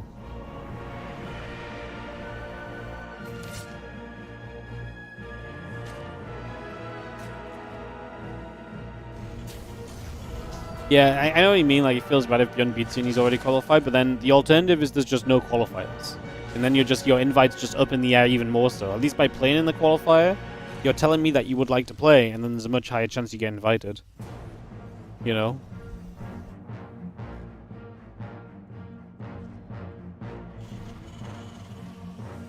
Everything you thought of, I'd already thought out like 63 steps ahead. Well, that's the thing, I've been kind of doing this for a long time. We've kind of been through the process. We've kind of figured out how these things work. So, yeah, I've got a little bit of an edge on that regard.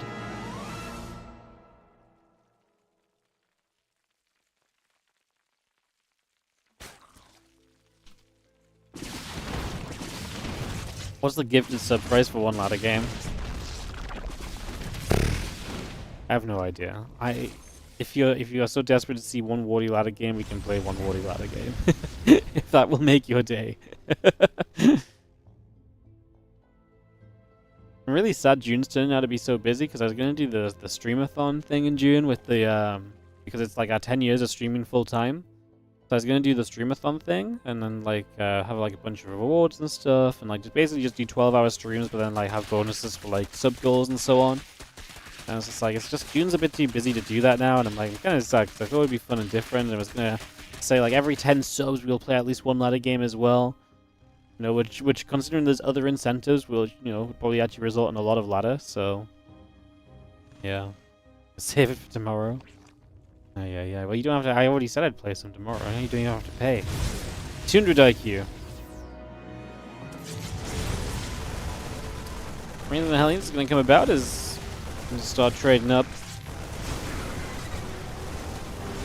It's a nice wraparound, but is there enough damage output to justify wrapping around as the Marines will get saved by the medevacs as well? That was a very good trade for ByuN. So much loss from Shin. So many lings go down in those scenarios.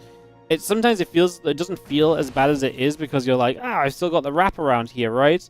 But you're actually losing so many lings because they just slide in so quickly in replacement of the lings that are already dying. It feels pretty rough for Shin for sure, as that's definitely not quite the trade he wants early, as ByuN is going to start coming across the map. What's the sub price for a kata dance? I don't even know what a bachata dance is, or a bachata? Bachata dance.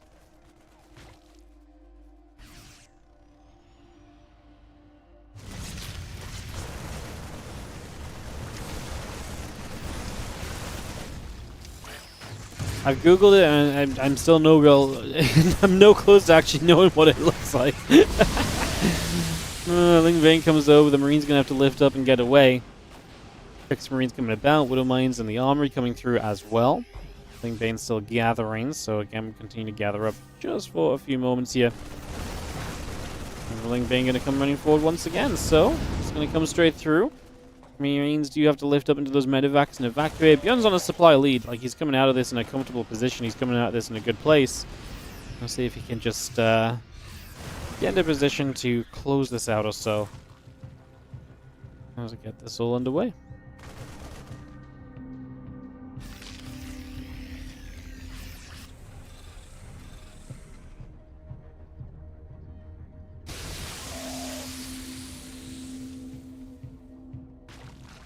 Entity upgrades coming about. I'm just going to see those couple Banshees. Going to go after those Lings as well. Get those for a little longer.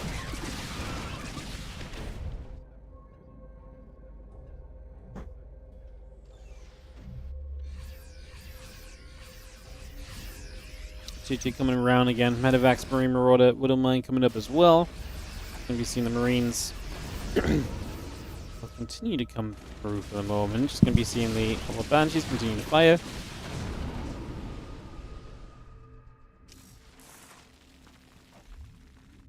Twitch has a lot of good ideas, but you'd never, you'd never Google some of these on Twitch chat. It seemed pretty innocent, no? It seemed innocent enough. I'm printing a target on my back now, aren't I?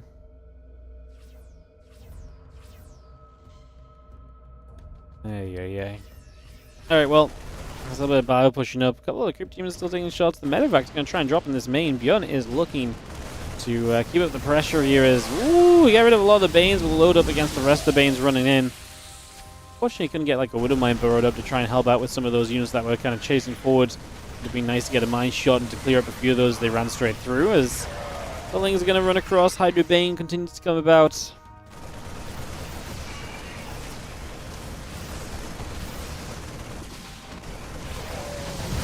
He's kind of being just everywhere, but that means he does have to be careful not to just lose too many units, right? You lose too many units and you put yourself in a position where you're not actually gaining as much as you potentially could be. Marines come up that right-hand side. A couple creep units go down. Spine Crawler going to take some shots. Infantry in some trouble as well. We lift up the Marines back into the Medevacs.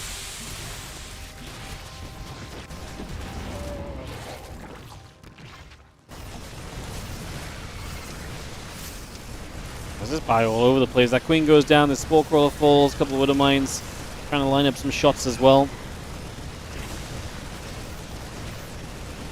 If you lose this hatchery, and again, it's just going to be, I think, one thing that really leads into another. Unless ByuN makes mistakes, I mean, maybe if you give away too many units in this harassment, maybe then Shin can take a step back into the game. You're going to have to do a lot, though, here, Shin, because you're down. You know, your opponent already has their fourth base down in mining, so it's a very comfortable economy for ByuN to be working with at the moment.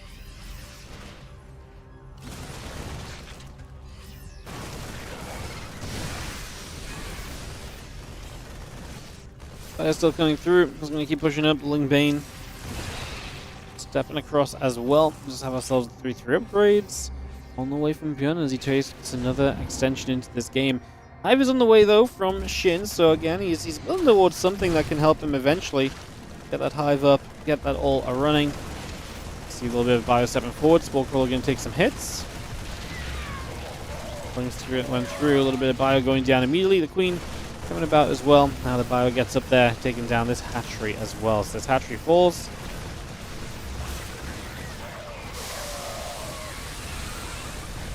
All of those Lings keep going down as the Medevacs load up once more. A couple of Widowmines firing. The Banes get taken out. Hydra's going to try and get away. Shin just can't win a fight right now. Like, he was starting to kind of clean up here and there, but little cleanups still have a long way to go. As the Medevacs load up, pull back over the other side. Overseer's coming through.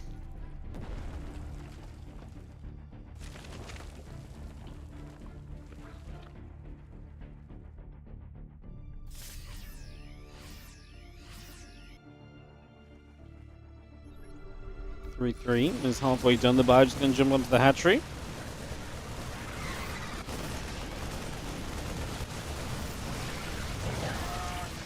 ByuN obviously just has the economy to remax out and just go again, right? And just be set up to restart straight away.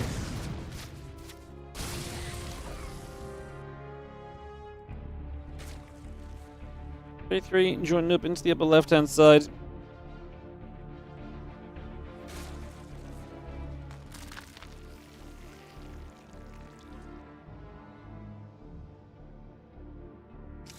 Still pushing up the left. Just going to be seeing ByuN keeping the pressure going. Shin is again regathering himself nicely. Like, he's not dead, he's just constantly hurting, I feel like is a good way to say it, right? Like, he's never really getting much time to recover. He's going to lose this hatch again, so he's being kept on 4 bases. The top right base isn't exactly mining very much either.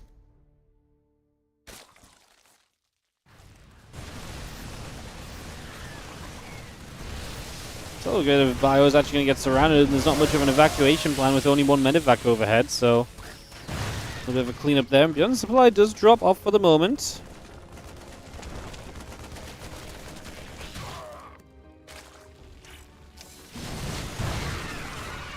Things, Bane's Hydra still gathering. A little bit of Bio going to come stepping through. There we go. A couple more shots coming about here currently as you just have Hydra Bane continue to run straight forward in toward this bottom left-hand side. Shin's supply is really starting to just not be as good as it needs to be. Again, the numbers are getting more and more so into ByuN's favor. I mean, it's still close army supply-wise, but ByuN should be bouncing back with more supply producing. As long as ByuN can actually get reinforcements out. Like right now, spending your money if it just instantly dies, I guess doesn't do anything for you. And that's where Shin is capitalizing at the moment. The few Marines in the main on the other side are kind of hitting a... Well, first they hit a hive that won't die. Now they're going to hit a pool that won't die. So ByuN's actually going to lose its pressure on the other side. Shin could continue to send units just across the map. He actually does lose the pool. His units here are doing very well at the moment. And again, just sitting themselves between bases and picking off what they can. A few Marines get rid of some of the Lings. Can Shin keep this going? That little bit of an army supply edge, is it good enough? Cancels up that CC.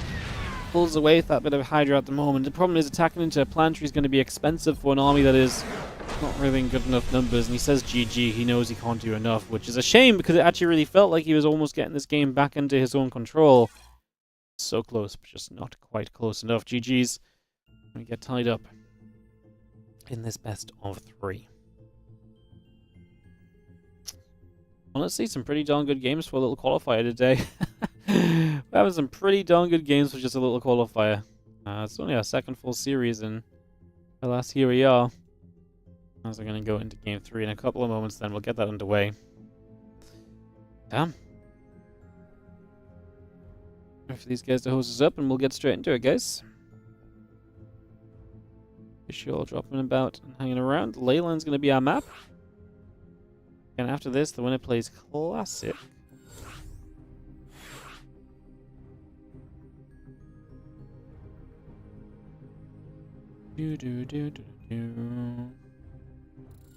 Go-Go's get called. I'm going to be able to jump straight into this. So again, qualifying map now. Why is today so short? It's just a small bracket. Yeah, I mean, typically 16 players in a single Elim bracket actually goes pretty quickly. I mean, we're only considering... Yeah, considering we're actually kind of 2 hours in and we've got 2 matches left, it's kind of amazing. We've just had some long series. Considering that that doesn't even typically happen. Yeah, these little qualifiers don't take very long, which is why I try and play out the top 4 and give them reason to play out the top 4, because if you don't do that, you really do end up with like a 1.5 to 2 hour stream. We barely even hit like peak viewership before we have to pack up and go. So yeah, it's not ideal. Yeah, just a little bracket today, just a few matches. And this qualifier will be the same tomorrow, and then Thursday and Friday we're going to bring you guys GSL replay coverage is the current plan of action. That's where we're currently at. Current plans of the world. What's up, Henry said? Thank you so much for the 20-month resub on the Prime. Appreciate it.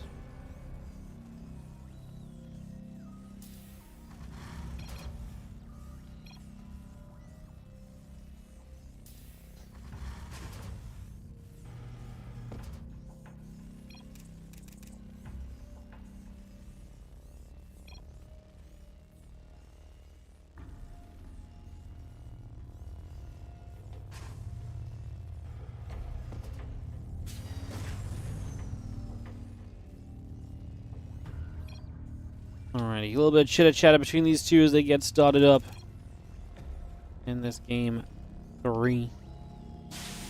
Figuring a couple things out.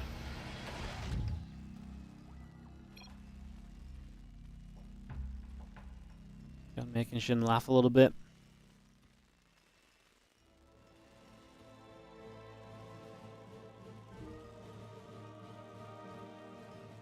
ByuN's trash talking him. ByuN's always chatting away at the start of these games. Especially if some of the blades he's just very friendly with and stuff, so especially with those guys. It's pretty chatty.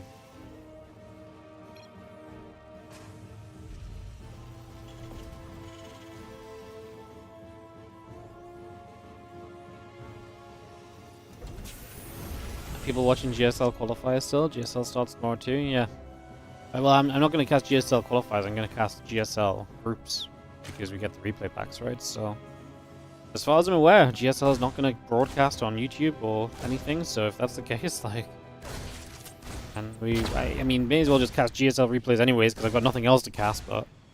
Especially if they don't cast anywhere apart from the Korean site, like, there's going to be people that want to watch, so... Yeah, may as well make the most of it.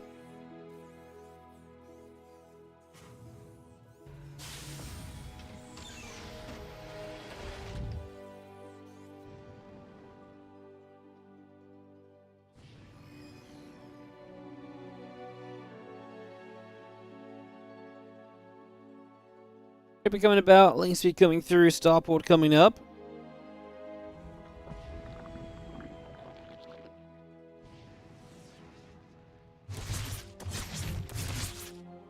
Queen's gonna be there to push that Reaper around, push that back.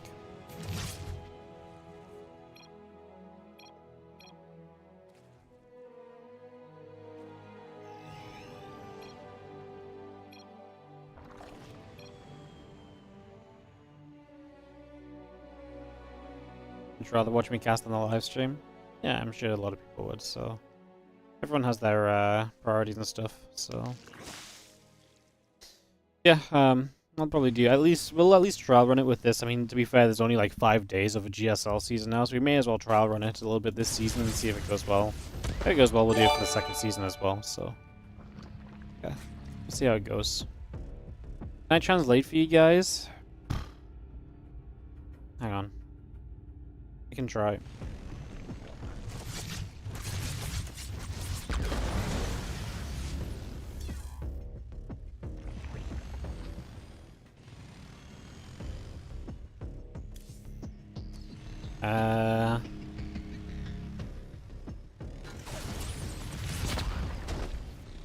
Nope, I've got no idea. I read the translation on the Google Translate and it made no sense. It's only about something about EWC though, I think. So yeah, I've got no idea. Don't ask me. I tried, guys. I tried. Usually the translate's pretty good, but it's also going in the wrong direction and all sorts. Ay, ay, ay.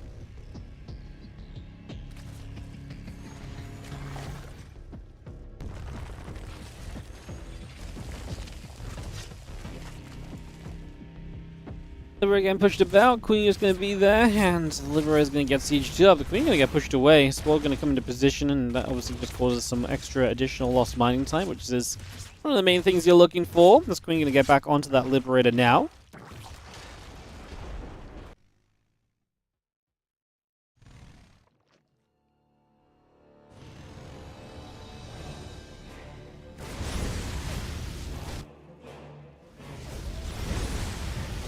And he's going to fight. Hatchery will take some shots. Couple Queens going to step over. Grenade goes down. Pop a couple of Queens back. The Hatchery should fall here. And the drone goes down along with it. So Hatch and the drone both dropping for the moment. As the Hellions come back through, Queens gather up. Creep Teamers will try and spread, but the Hellions actually get there. They're going to be able to knock down a drone that was coming over. So again, just really denying this base as long as possible. Trying to be heckin' frustrating right now as the 1-1 upgrades, the combat shield continue on through. We've got missile and carapace upgrades coming up from Shin. Add a roach speed onto that as well. Keep that coming into play. 2 Hellions escape over to that right hand side, and a couple of these creep teamers going to take some shots. Going to be seeing the Lings still chasing forward.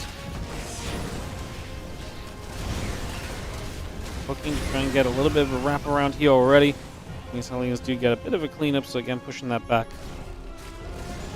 comfortably for now. Hellions will now fall, so Shin is going to get that cleanup, and what will ByuN do? Like I said, in the last game I was really surprised ByuN didn't get punished for the Hellions kind of like pushing around so much, or the first game I think, Maganatha, and yeah, this time the Hellions actually do end up dropping a lot more rapidoed. A bit of a shame then to lose those. As now the Marine tank will not be as comfortable moving out. The Hellions could have always been a good defense. The Hellions could have also just been a good part of this army, right? So it'd been a nice one to try and catch. Hellions move back over. Marines and tanks move about. The 1-1 upgrades coming over as well.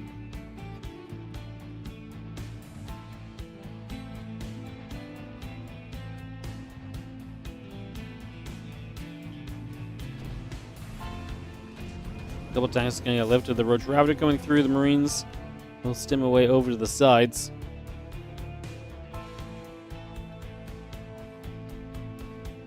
And this army comes stepping across. Coming straight through as we have ourselves a few Marines just obviously having to step away, but there's a lot of Roach Ravager, and the 1-1 missiles finishing as well. Makes this army really quite powerful in this moment. A couple tank shots and the Roaches will take some hits right away. Plus 1 vehicle plating coming through. 2 upgrades on the way from ByuN as well. Continue to get all of that on the go.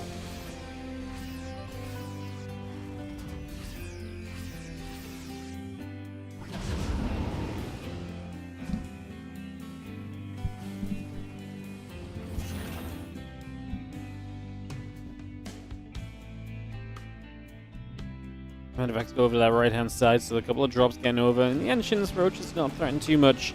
Now switch into the melee upgrades with that Bane speed, and just the tendency to kind of get into the Ling Bane alongside Roach Ravager is just a pretty typical next step in general, so not really too surprising there. Okay, and here chases some bits and pieces around. The Medivacs have to load up, back away from there for the moment. Just peel away for a few. Got the 2-2 on the way, plus 1 vehicle plane also being a part of that.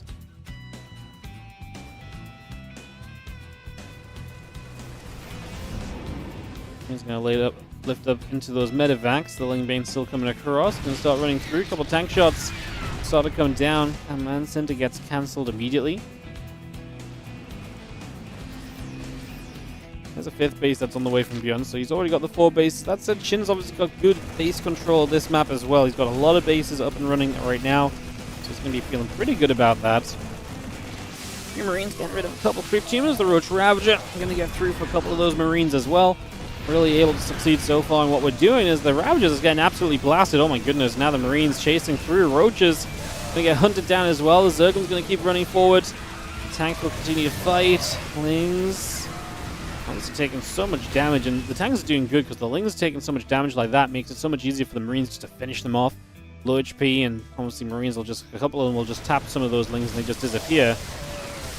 This tank is a little bit too far forward perhaps as the reinforcing Marines and Mines go around the left-hand side, and obviously with Mines here, it's a whole new challenge, a whole extra something to think on here as Shin. All of them are going to be burrowed up though, so those Banes might get away with this for now. The Roach Ravager did a great job of actually cleaning the Mines up, and we continue to come through. Tank goes down, the Bio's gone down. Shin is going to continue to advance forward for the moment. And we're just going to see those couple Widow Mines trying to establish themselves. And burrowed up as well here currently. The couple of Ghosts still coming through too.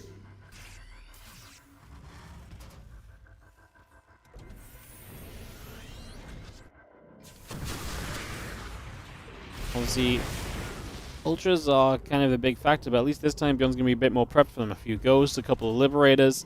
The preparation is much better than the last time he played against the Ultralisks, which was truly disastrous for him, so yeah, the preparation difference should go a long way right now. There's a few extra Banes more. Like Ravager gathering together. I'm spawning through. Gonna see a couple snipes coming down. Widow Mines doing their thing, getting a couple of shots off the Ultras and the Banes. It's gonna roll straight up here, look to knock down this 4th base location. We are just gonna dive into it, throwing a lot of the Banelings into the Planetary Fortress as well. So just really making sure we get rid of that ASAP. Trying to minimize anything that comes of it, perhaps.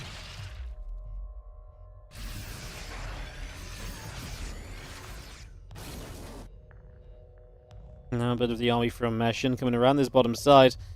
ByuN is going to stay close to being maxed out, but definitely has not been a pretty few moments. Definitely having a good reason to kind of hang back and to hold out for a little while. It's just trying to prep himself as best as possible.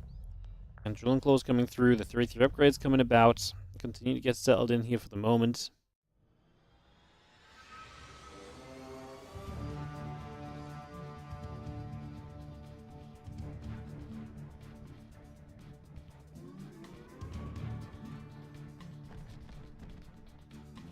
Army keeps moving about. Again, a couple ultras running about for the moment. 3-3 coming through. The ghost coming up. And Van Ultra going to run straight forward. He is to get rid of a siege tank. There's a Liberator in the sky. I might be in some trouble as well. These ultras continue to break across. A couple of Banelings running by as well. Widow Mines connecting through. Just going to see that CC getting picked off as well. That will also go down. And the Bio Army of ByuN continues to make its way across here currently.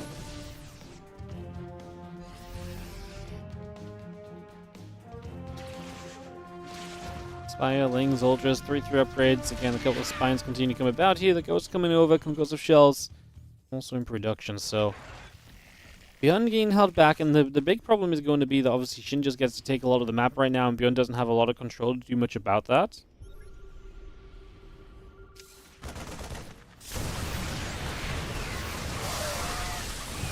The thing is, for Shin, it's still difficult to kind of attack up and to really do much right now, so we're kind of in this spot where both players are at something of a standstill, but Shin's taking the map. ByuN can stay alive. That's where we sit for the moment here, as we just have things coming through, a couple more shots coming about.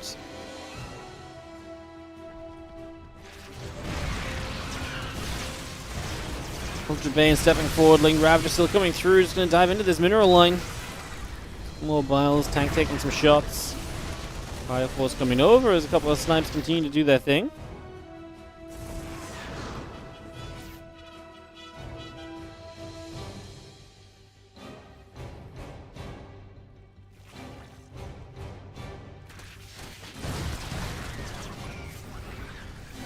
Liberator sieges, couple Liberators going to siege again. The Ultra Ravager Bane back up into the middle of the map here. Again, it's so difficult for Shin to find that attack in right now.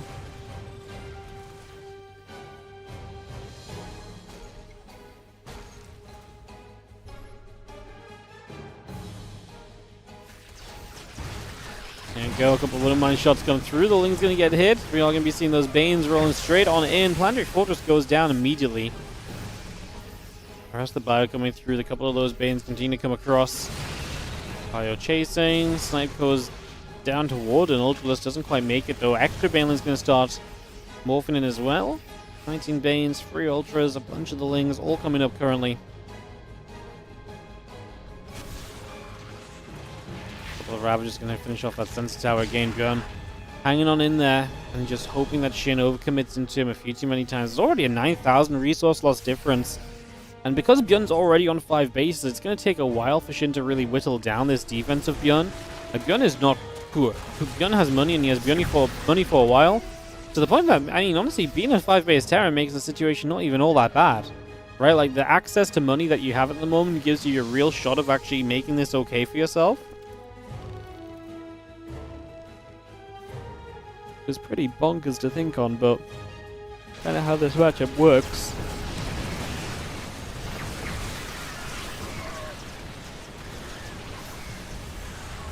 Bane Ultra's going to come through. I mean, this is a better shove through from Shin. Actually making some progress here. Let's see how far he can get. There's a little bit of Bio still being chased.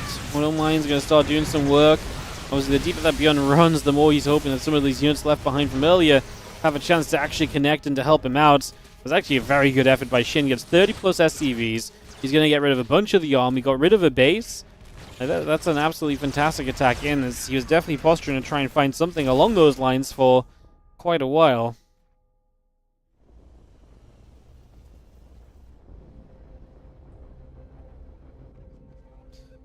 11 Corruptors building from Shin. He's also going to invest in some drop awards right now, so the Corruptors obviously clean up some of these libs that are just hanging around in the skies. With some Corruptors, you can knock down a lot of those much more easily. And then the drop lords will be fun to see how he tries to utilize them.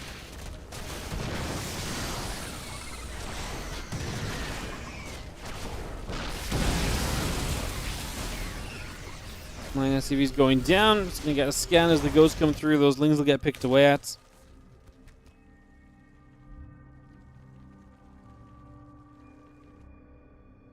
And +2 vehicle plating coming about. The Liberators are in production. The Reaper on the way. SCVs continue to come about as well for the moment.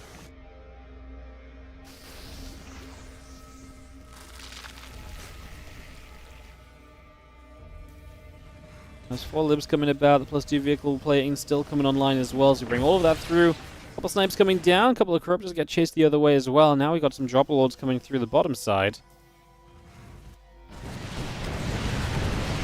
Slap turrets get rid of one of those immediately, so 8 lings go down without doing anything, but the rest of these overlords will get in, and these lings will run rampant in the main base for the foreseeable future, so they get to start doing their thing.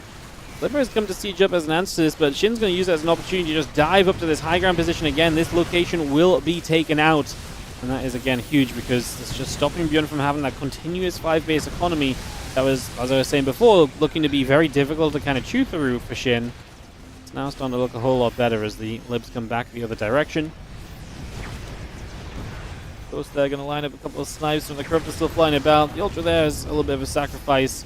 Man, we really are just finding all of these Libras that just sieged up, and we can just get so many kills out of them. So the Corruptors get value for the moment, and like I said, it just makes it so much tougher to keep on defending with less units left, just kind of covering your butt as you try and retreat away from those fights.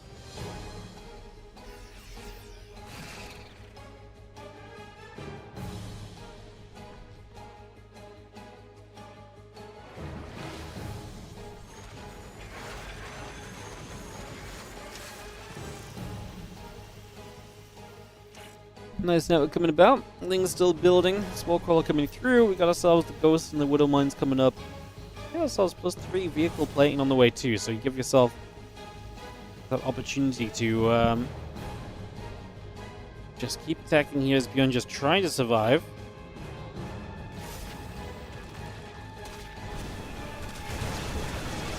Just show straight up. Just going to jump onto this planetary. Widow Mine shot connects for a few of the Banelings. I mean, the ghosts are in good number, and that's the scary part of this, right? That anytime you're attacking, you're basically up against those ghosts and the possibilities that they bring. Fire's still stemming through, a couple of splines going down as we speak. This hatchery on the top side looks as though it's going to be dropping off as well, so the hatchery getting denied. I just finishes up in the main, just going to start popping out a few of those Zerglings.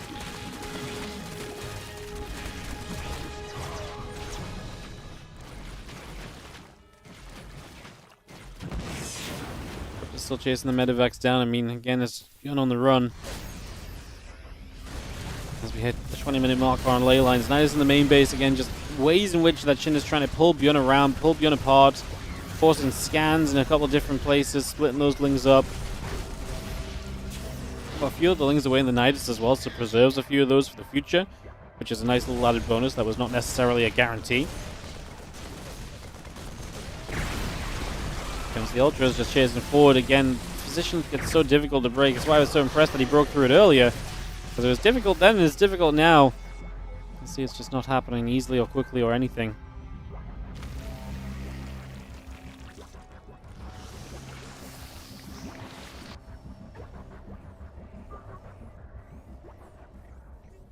What are our chances right now for ByuN to keep on holding on? The thing is, I mean, like I say, if the ghosts keep on sniping away and they keep trading extremely efficiently, I mean, this is a 14k resource loss difference in the game. It's a very doable kind of, number for ByuN. Like, you look at that and you think, yeah, I can stand up against that. The only issue I have is that right now he continues to defend the 5 bases. Does he ever get to extend out a base 6? Because the longer it goes, at some point you probably do need 6 bases on a map like Leylines, which just has so many bases available to the Zerg player. If this was a smaller map, you might be able to just hold out on 5 for a very long time, but on this map, I'm pretty sure you're going to need 6, so that's going to be a whole new challenge for ByuN at some stage. Maybe that moment is not quite now, but it kind of begs the question as well, does Shin have any intention of kind of mixing it up himself? Does he maybe think, I have a chance here to start moving into like one kind of larger army or like into a little bit of better tech? All right, now he's just going to try and brute force his way through again. You can see the supply dropping down heavily for him as Shin loses out on a lot, and again, this is why patience is absolutely critical in these Zerg vs Terran matchups, because without the patience, if you dive too quickly, things can go very wrong very fast. Now, obviously, here we rebuild into a lot of lings. ByuN's economy, though, it's there. Like, he's got a bit of money in the bank. He's been holding on to those SCVs. He's been muling up where he can as well, so ByuN is doing the right things to keep himself competitive in this.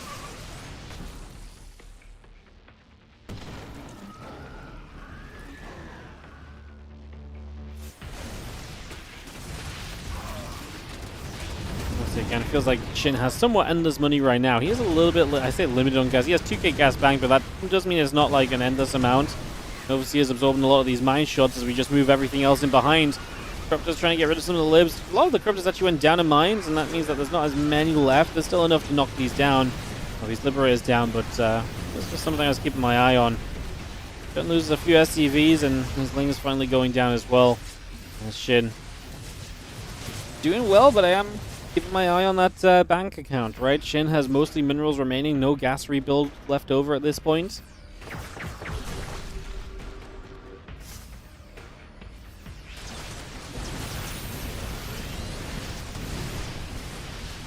The Liberator is well placed. The Ling's going to get turned around the other direction.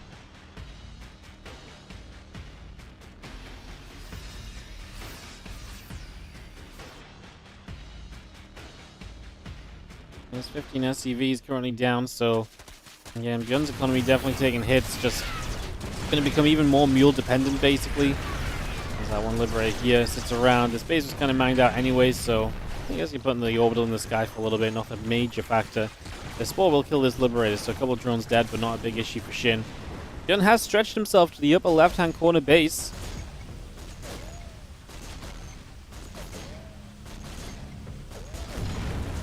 Of course, we'll get that Nidus. It will fall. The snipes coming down. A couple of Corruptors being chased away already.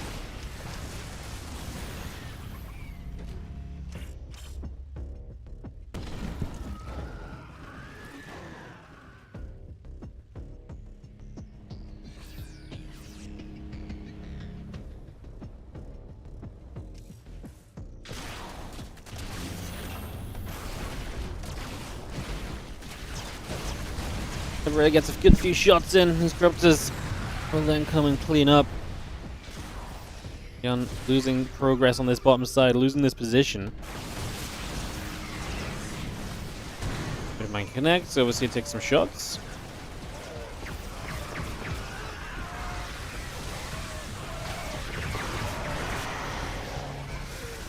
I mean, again, Shin's just throwing units into ByuN, trying to kill him. I mean, I'm genuinely afraid that he doesn't have that much gas to rebuild with. Like, if you're only rebuilding Lings, do we really get enough done here? I mean, you've wiped out the bottom side, but ByuN now goes to that upper left base.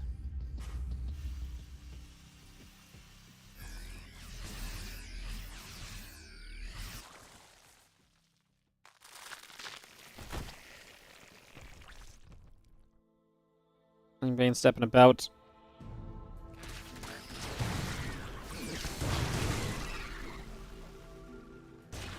Snipes looking to come in there again. The Liberators, the Marauders, the Cloaking coming up.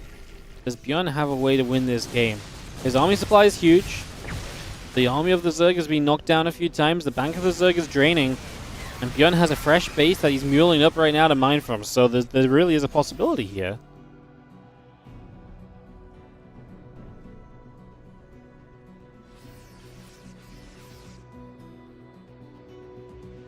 Pile still gathering. Widowmines move about. A couple more libs coming in. Again, just Lings from Shin. I look at his unit comp. 103 Lings, some Corruptors, some Hydras, and then it's mostly just Ling Bane. The ultra count is kind of 0 now. It's going to be seeing the Widowmine shots, trying to line up. The ultra's going down. I mean, this is a one fight from ByuN. He's going to clean everything up, trying to attack into him and Shin. He's doing the thing you can't let happen. That upper left base came online, and ByuN just keeps on defending, and Shin just doesn't take good enough fights. I think Shin should have looked for, at some point, the transition into like a higher tech army that forces ByuN to build a few different things, right? Because even if you just force him to build some different stuff, like that can be a big win for you. So I really feel like that should have been on the line.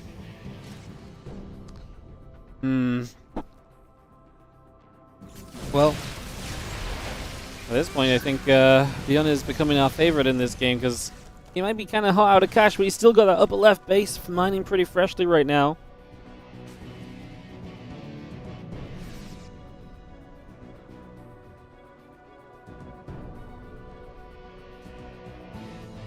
And Bane Hydra coming about, the Great Spire coming through. Like, the Great Spire is like 5 to 10 minutes too late.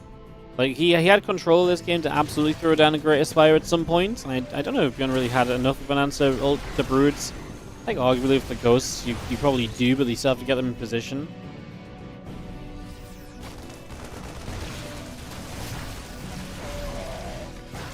And the Ghosts continue to gather.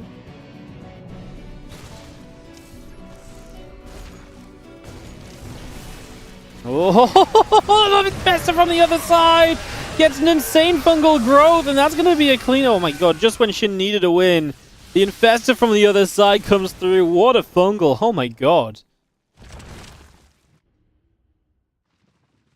Well, that actually makes this kind of interesting again. Oh. I mean, every fight matters a lot right now. ByuN going to go a bit more defensively again after that. Does he have enough to kind of help him out here? Widowmine's doing their thing. Libera is trying to get some kills. The Bion trying to run the hell away, but the Ling wraparound is trying to say, nuh-uh. No, you don't. Focus up the Ghost. The Overseer is there, so that shouldn't change too much, and ByuN does get wiped out. Oh my god, I was actually believing in ByuN. Do you guys think ByuN wins this still? I actually think ByuN wins it without a crazy fungal that is that effective. Like, we're at a point in the game where obviously losing too much of your army is very irrecoverable from both sides. I actually don't know. Like, maybe the fungal wasn't completely necessary. I'd convinced myself ByuN was going to win this game, to be honest. Yeah, I'd completely convinced myself that ByuN was going to win this game, and then that fungal landed. GG's. Wow, what an insane qualifier we're having. Shin takes it, advances through, and he will play Classic in the next round here. So we'll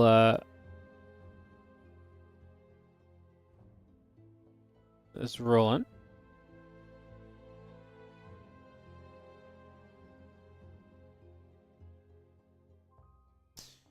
Alright, so yeah, Classic vs Shin. We'll get that underway, guys. Will be a moment or two. I'm going to take a quick little break myself, being some wild games. So I'll see you guys just after this for more SCT. We'll be right back.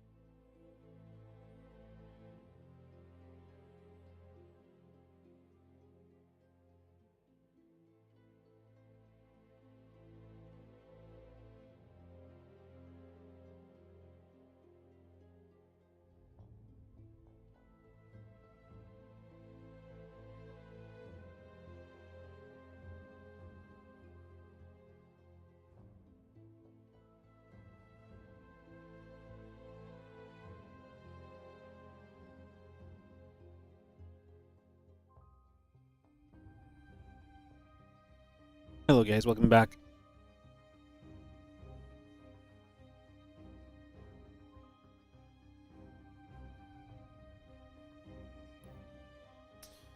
We head into Classic Shin here in a moment, and the winner plays Trigger. And that is going to be our day. Exciting stuff. Been fun so far. Been very fun.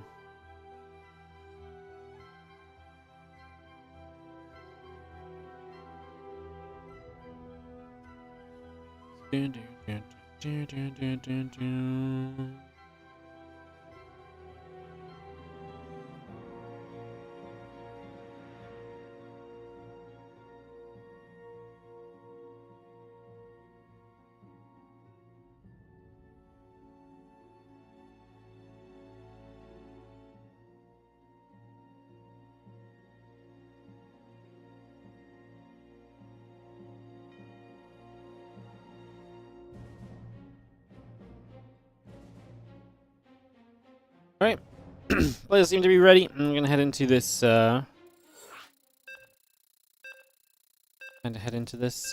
vs Shin matchup. So, and get this rolling. PVC. It's been some while. I mean, we've only done 2 best of 3s a day, and we're like 2.5 hours into the stream. It's genuinely been a little bit wild. Let's see what Bion is gonna have in store for us. As we get into this Protoss vs Zerg, we'll see what Classic and Shin are going to give us. Classic winning the WardiTV Mondays yesterday. Not every day someone wins that tournament that isn't Hero, MaxPacks, and Clem, so fun to see a lot of the players really kind of stepping up a little bit now that you know, some of the bigger tournaments are close to happening. The level of StarCraft will be increasing from here on out, you would imagine. It'll be fun to keep an eye on. How am I feeling about the new map pool? I don't really know yet. I haven't really seen it in action that much, to be honest, so... I mean, honestly, all the TLMC maps were good, though, so... TLMC maps plus some of the better old maps, seems fine to me. I like it.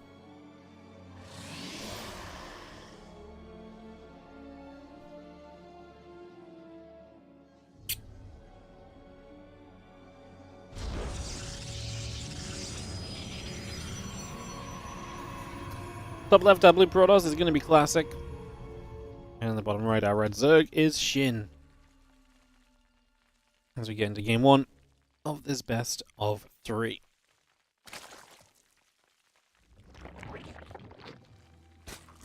What are we thinking then, guys? As an early probe scout comes over.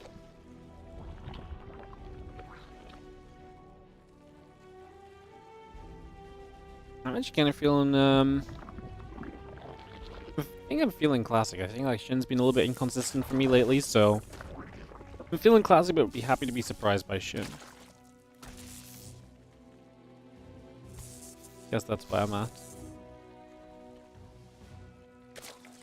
Steadfast said it's his favorite map pool in years. Wow, that's some strong words.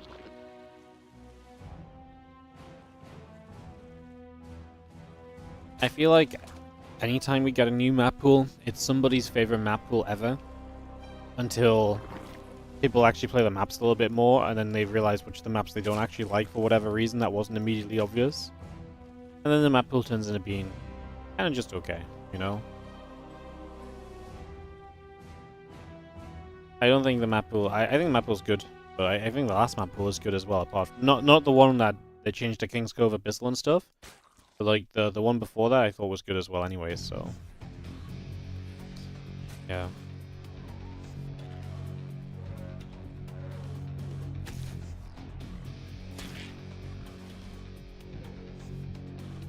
Alright, single Ling is gonna chase as the probe and get batted around. So the Ling is coming through, the Ling speed coming up, drones still producing. As the Stargate and the Warp Gate come online. Get that all set. We've been following this probe around. I guess let's follow the Adept now as it starts to harass on through. I have to remember I'm actually observing now. I've been following Indy observing all day, so I'm my brain's been kind of off. Now I actually have to be keep an eye on things. All right. Well, the Adept's going to threaten the Shade. There's plenty of Lings chasing it, so yeah, I think committing that would be a little bit silly. It's going to keep this Adept back and a little bit safer for the moment. As do you see the Oracle and the Adept. And the Warp Gate continue to come online. A couple of Queens and some Lings will produce as well.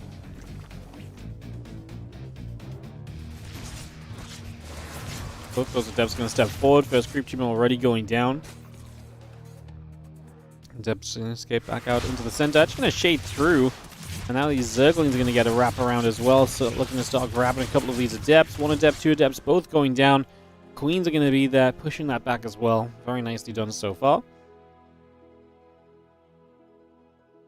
Things continue to the upper left side. The Oracle diving in. And we actually get rid of 2 or 3 drones already. 3 workers going down. The Oracle very low as it escapes away. An extra couple drones coming about. The Queen and Spores getting built up as well. And yeah, Nexus is on the way in. Twilight Council building. The Ling is immediately jumping on that Nexus, by the way, but an Oracle activates.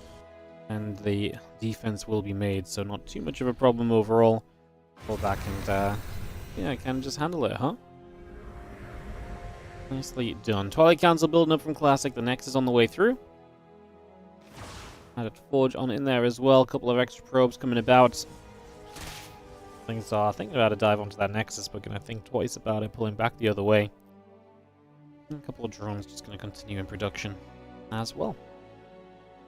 Bring those straight up. Lings are gonna get down to the bottom side. A couple of Oracles overhead, still gonna try and threaten. Ideally, if they can find any drones at all, that would be great. 3 drones dead in the game. It's really not that crazy. So good defense from Shin. Classic not able to find too much opportunity. Obviously, the Lings counter-attack and keep these Oracles a little busy every now and again as well. So there is that little bit of a benefit to the whole scenario as well. As again, +1 and Blink coming up. Play on the Rotron coming through. And yeah, these Adepts are going to start shading out down through towards the center. A couple other probes coming across. The Oracle going to sit right there as well.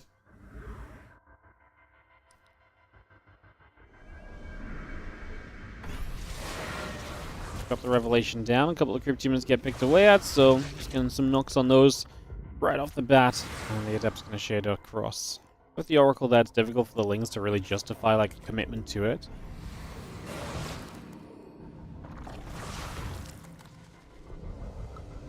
Adepts will grab some more of that creep spread again. +1 and Blink coming through. Stalkers and Gateways still in production.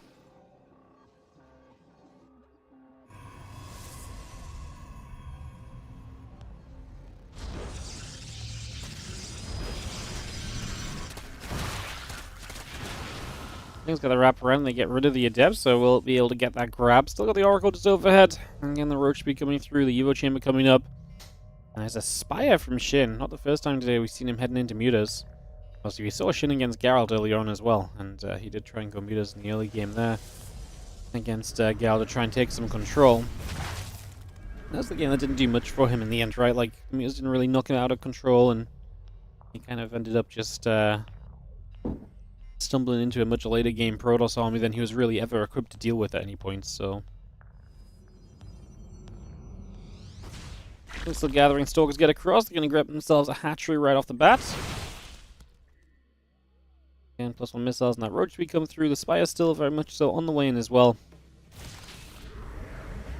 And these Lings just getting turned to the other direction, so this army's starting to push down the map and across the other side, and see if Shin has a good answer to this. Right now he's building some Roaches, so having to build Roaches before the Mutas obviously painful because you kind of like to just save your money up just to build Mutalist, but that's why Pressure in here as Classic has a big role to play. There's a lot you can do that really benefits from this, as we do see him dropping down the 4th base, Storm starting, and like I say, that Spire will be finished soon. It's in the back of the main base. Do we have any vision of that at all? No, Classic does not know about it. Let's see if he can pick up on it at all and start some preparations in some way, shape, or form to help him out in that regard. Hydroden will be finishing up very shortly too. Still got the +1 missiles coming up on the Evo Chamber. Storm on the way, +2 attack on the way. Had the charge. Add the probes, add the Nexus, all of that continues through. As the extra gates continue about, Robo Facility also going to be a part of the production right now. So just a lot of the tech coming online. See, Roach is kind of stepping onto the map a little bit. Need to be careful, they don't want to expose themselves too heavily. So Roach is running around the right side. Again, Storm coming through, the +2 attack coming online as well. And the Infestation Pit building currently from Shin. So we continue to get that going, the extra drones coming through as well for the moment. There is the Roach Ling army heading to the upper right-hand side. A couple of Oracles. You get held back for the moment too. A couple of Queens setting up. The Ling Roach will continue straight over.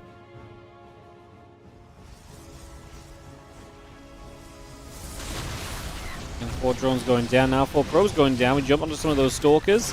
The Stalker's just going to blink straight off onto the Roaches and the Lings. The Mutas don't do too much, honestly, so far. I'd say good initial defense from Classic. I do not love that blink as much, but we will have Storm. It'll help to turn the Zerg around. I was just felt as though those units were just going to full commit onto those Stalkers, and that was going to become messy very, very quickly. Realist count, like I say, is not exactly doing the hottest, but all it can really do is continue to kind of do its thing and just try and make something happen. We're switching into Hydras, so it's not like we're doubling down on the Mutas any further than we already have done. Roaches pull back down through the bottom side for now.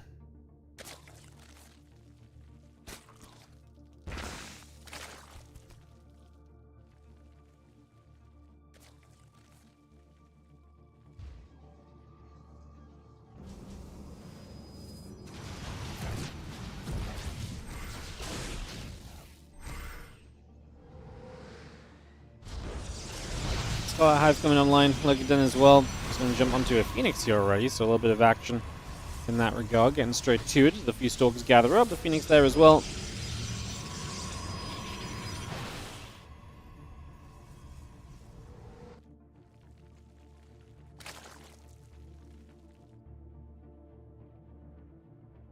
Say look at Den Hive now. The +2 missile upgrades, just a bit of everything to kind of continue attacking. Shin prepping for the future here. It has been fairly apparent for a while, there's no surprises about that. There's plenty of Storms available though, and that means that you're going to have that to deal with Shin as well. I'm afraid that this Attacker Classic is going to arrive before Shin's really ready to deal with it. I just don't think he has what he needs at this moment to really fight off this army of Classic. Like, Lurkaden and upgrades are on the way, but just not really, like I say, ready yet. If you already had some Lurkers, maybe that would help. Thinking up the ramp, because you know the High Templar are going to help you with the Storms after, so it just pushes these Hydras aggressively. And Classic wasting no time at all committing to this fight. He knew what he had here. He knew the opportunity that was sitting about. He has another Storm to drop. He's like, cool, I'll Storm the drones as well, because that's how good a position I've ended up in on the back of this. And he will take himself to a 1-0 lead, a confident and comfortable push. And that is a 1-0 lead then from Classic in this best of 3. So quick and easy as we're heading into Game 2 here in just a couple of moments. Get into this next map of this series. All right, guys, we'll get that up and running straight away.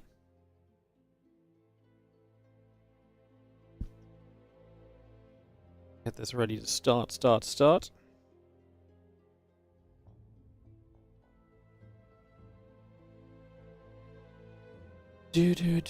Ellie. You're back, are you? What's up? Torch is going to be our second map. I haven't seen much Torches, actually. Ellie, would you like to come say hi to the stream? I think you would. I know you don't really think you do, but I think you do. Yeah, I'll become. Good girl. Hi. Oh, there we go. Reposition. Oh, you cloners. Oh, there we go. There we go. You gonna say hi? See what's up here.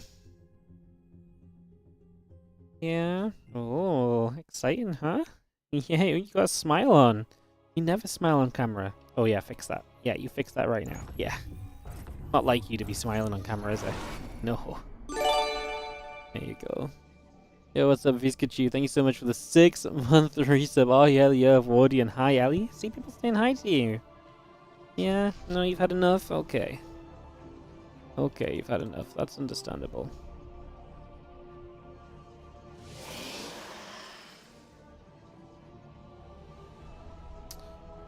Game number 2 of this best of 3.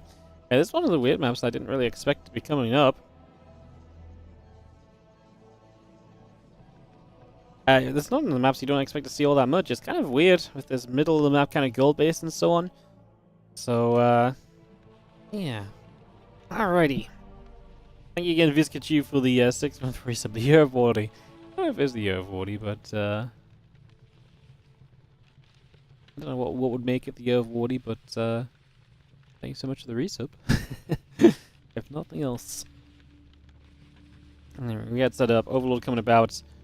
And this probe already being a bit of a nuisance, forcing the drone to put onto the third hatch for the... forcing the drone to put the hatch onto the third location rather than the natural initially.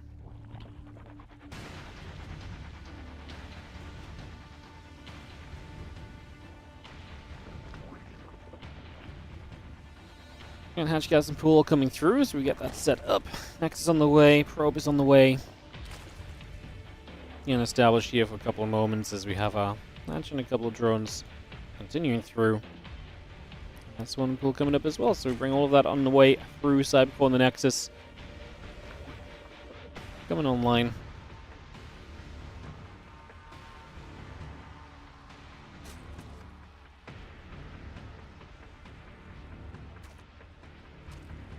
Proby really is trying to make something happen here for a couple moments.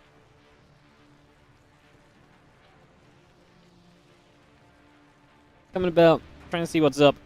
And yeah, just going to be seeing a Cybercore finishing up on the high ground as well, so a little bit of action. And yeah, the overload coming about. Drones transferred and the Stargate already coming into play right here as well, so just getting all of that up and running.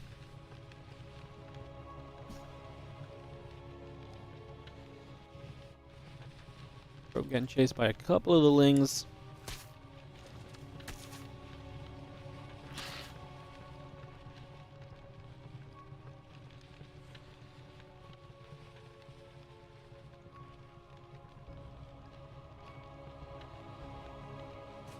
And the Adept starts to move up towards the other side as well, so getting a little bit of motion here initially. Gets a drone kill. Love that though, and the Adept obviously is not really under any threat at all itself as well, right? Just a free picking. It's always a pretty big positive. Nice to see.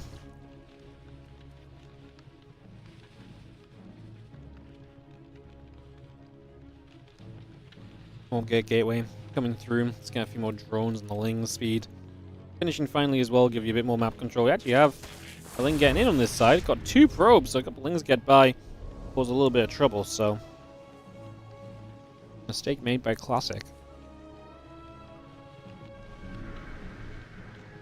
Really interesting because this map obviously, you can obviously both expand through the bottom, but if you expand toward the triangle, you really do shorten the map massively. It's definitely going to be a factor for later in this game if this does get to a later game scenario.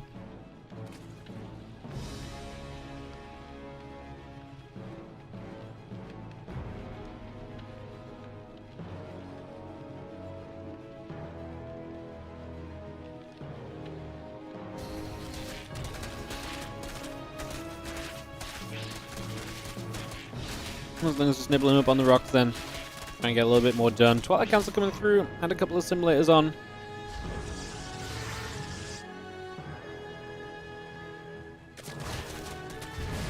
The Steps going to threaten the shade around and try and keep themselves safe while also trying to find damage.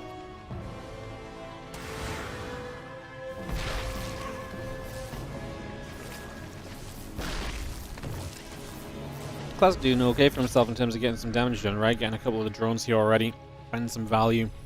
And Twilight Council gates and the Nexus all coming online. Things going to jump back onto the Nexus over on this side.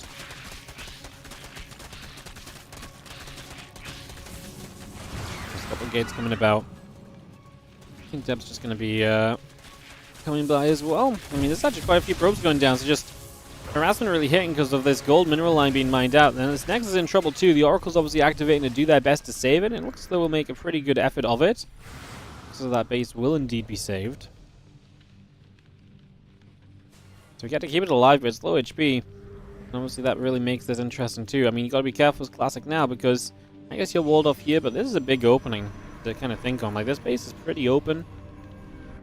Have to really make sure his army can do a lot. Now, that said, Shin did make a lot of units, so his drone count's not amazing. He's going to be attacked by these Adepts. And those Adepts coming through have some possibilities as they shade over toward the natural. The Queens will be there. A few drones already going down. Again, blinking a couple of gates coming online. The probe's coming up. This drone's going down is not a bad thing, as the Zerglings will step down to the bottom side of the map now as well.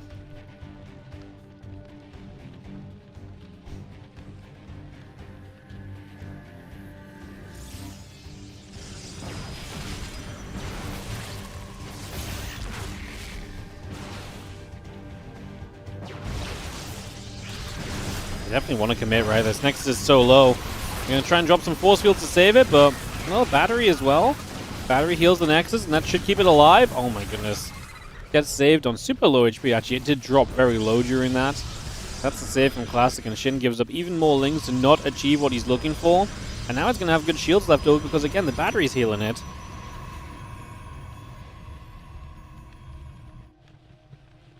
I feel like this game's already getting away from Shin a little bit, unfortunately for him. He's definitely falling behind in these early stages, no doubt.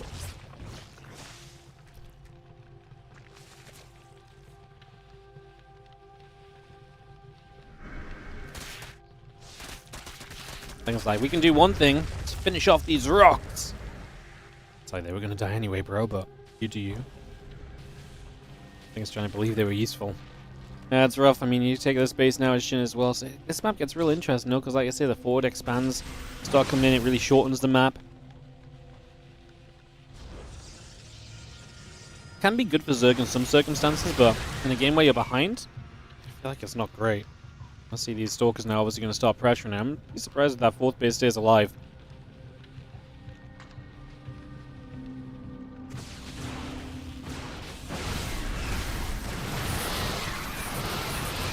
Well, Boswell's keep the Hydras away, and the Stalkers get rid of all the Lings, and now we just get a lot of free damage on this base because the Hydras still can't reach. Now, finally, they start to get here. Stalkers will step back. Again, reinforcements will arrive quickly because we're on a very short map with the expansions coming toward each other. Shin just going to say GG, this one's gone too far. And Classic will take a 2-0 to advance to the finals, and we'll play Trigger for a little bit of a prize money split in this WardiTV May tournament, or May qualifier. Awesome. Awesome, awesome, awesome. Alright guys, so we'll take a couple of moments. I'm just going to go to the bathroom real quick, so I'll just post on the break screen while the videos happen. Come right back and get into Classic versus Trigger to wrap up the day.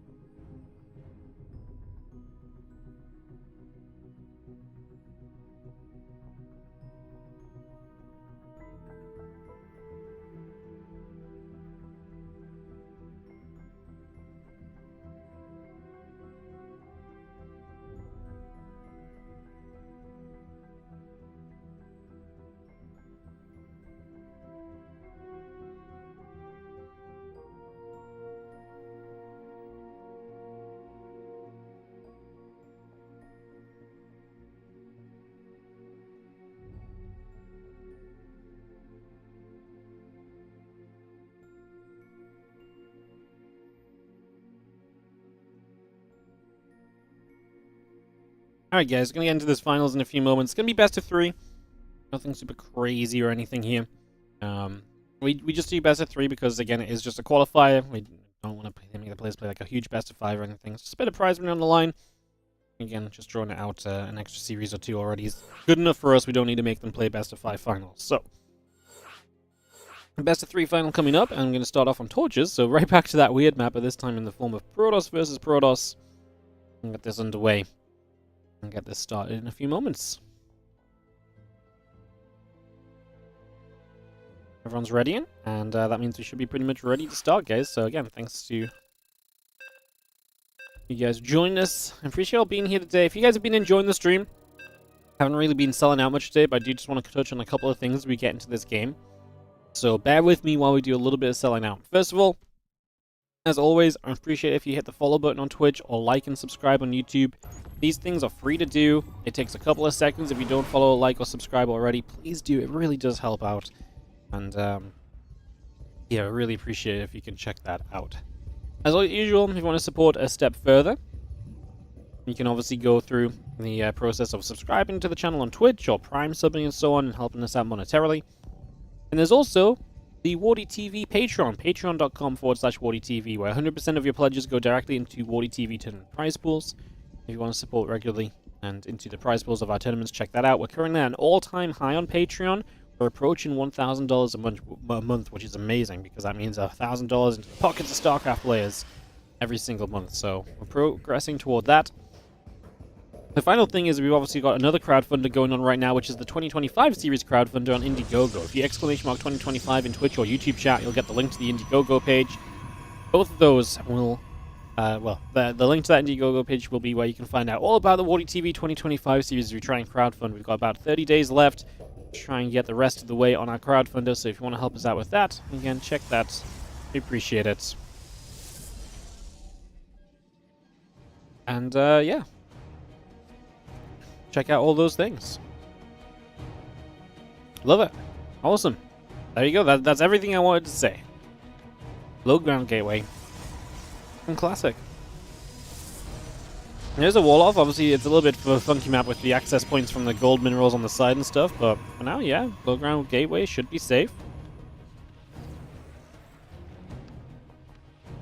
Trigger beating MaxPacks to get here. We actually watched the first game, Trigger MaxPacks, went the way of MaxPacks, and then we jumped out to go join that TVZ, which is 100% worthwhile, by the way. The TVZ was great.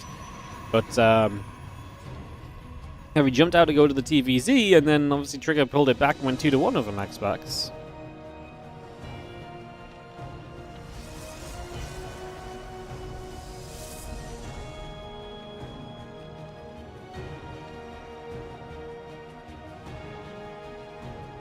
So yeah, cool for him. As you're all going to see Trigger throwing down that forward pylon. That's something he was trying to do against MaxPacks earlier. Doing 3-gate Robo, just for the Warp Prism earlier. He's going to throw the Robo down here as well. So again, definitely choosing the aggressive option against the expansions of his opponents, or his Protoss opponents today. And yes, guys, this will be best of 3. Again, the rules are a copy-paste. I don't mind the players playing best of 3 finals. The players want to play best of 3, and I don't mind them playing best of 3 for the finals of a little qualifier, you know. I'm absolutely fine with that instead of best of 5. These guys also have important events coming up, GSL and so on. They want to hide a couple more builds and stuff. I'm absolutely okay with that. Because it's just a little qualifier playing for a little bit of extra prize money. We don't need some big epic best of 5 final, you know. This doesn't hold the prestige of the Monday Cups, you know. Nah, real talk though, I do think it's not a bad thing to let the players just play a best of 3 final a lot of the time in the smaller events. As always, one of our number 1 priorities is the players, and yeah, it's one of those moments where it's just like, do we gain much from it being a best of 5? Not really. Do the players end up a bit happier? Yes. So there you go. Choice kind of made. Adepts and the Stalker just going to go poking. The Void Ray popping out, and the Adepts will start to get chased away for the moment. Stalker's going to turn. Void Ray taking a little bit of damage. Void Ray at Warp Gate. Stalker, Battery, all continuing through as the Stalkers and the Adepts come about for a couple of moments as well. We get a couple more Warpins even. As this Void Ray prismatically aligning. Got to be careful though, do not lose that Void Ray. We do have high ground vision with the Prism, but it was just far enough away. There's a lot of shots taken as we step up to the front. Still got to be very careful with the Void Ray here. Enough of the Stalkers hit it. Because it's low HP, it's going to get one shot. Oh my god, now it definitely will get one shot. As we pull back, we could really do with just one more warp in the Stalkers would do a lot. But kind of breaking through this and jumping on those Void Rays a little bit more easily. Again, the fact that they've both taken real damage is pretty insane. We're going to step forward now. There we go. There's the one shot down. I say one shot, obviously it's taken damage before now, but in the essence of that kind of moment where you step forward, one shot and we are good. And Classic just going to get broken down as Trigger comes in feisty. He's really figured out the kind of ways in which he wants to try and abuse these kind of expansion builds of his Protoss opponents. And that's going to be a successful one there, as GG gets called and Trigger will take the 1-0 lead in the best of 3. Just like that. Easy, easy. Tokamak, map number 2. And they're going to get this hosted up as Classic takes us straight in and get this a rolling. So second map coming up, Trigger takes the 1-0 lead. You know what, even if this is like a 10-minute finals, we've had some really good games today. Like today's games for it just being a qualifier have actually been very good. Shin, Geralt, Shin, ByuN, both excellent series. Very happy with how today went. Obviously, we'll be back tomorrow, guys, with Qualifier 2 for the WardiTV May tournament. So make sure you drop in tomorrow. Should be a lot of fun as well. So that will be tomorrow's content. Looking forward to it.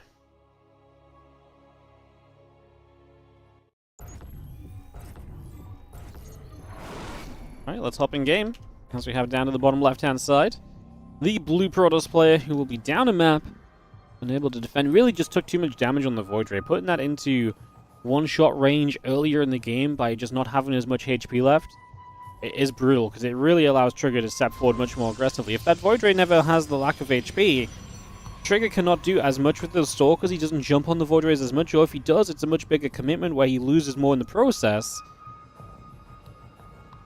So yeah, it's definitely one of those things where could have just tightened it up a little bit earlier.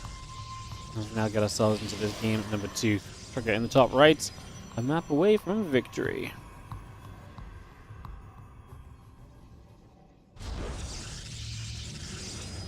Similar starting up. Gates coming down.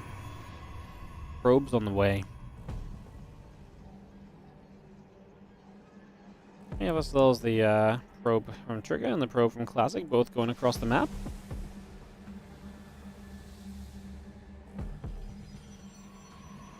With the gateway dropping down, the probe Classic continues through into the main base for the moment.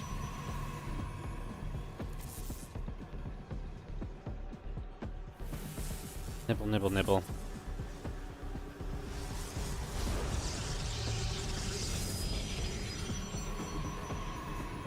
So again, we keep chasing about. Probe can continue to jump on in. Gates and the cyber cores coming through. The probes continue to come over.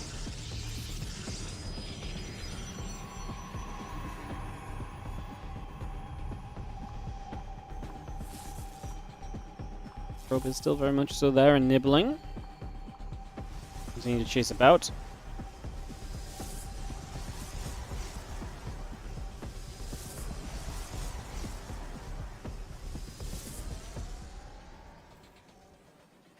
And warp gate going through. The Stalker coming over. Probe's building up. Battery on the way. Keep that warp gates coming online. Probe's still just around the back there as well. Just hanging about here currently. And again, just see what our setup will be. Shock Horror Classic expands. 2-gate expansion though, right? So a little bit safer.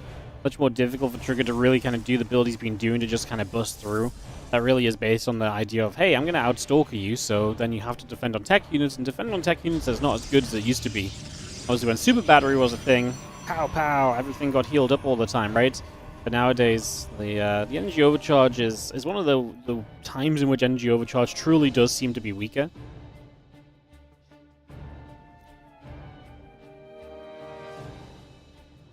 This gate's still building. Stalker Sentry coming now. Warp Gate building. Have ourselves a couple of sentries in the front of the natural, setting up 2.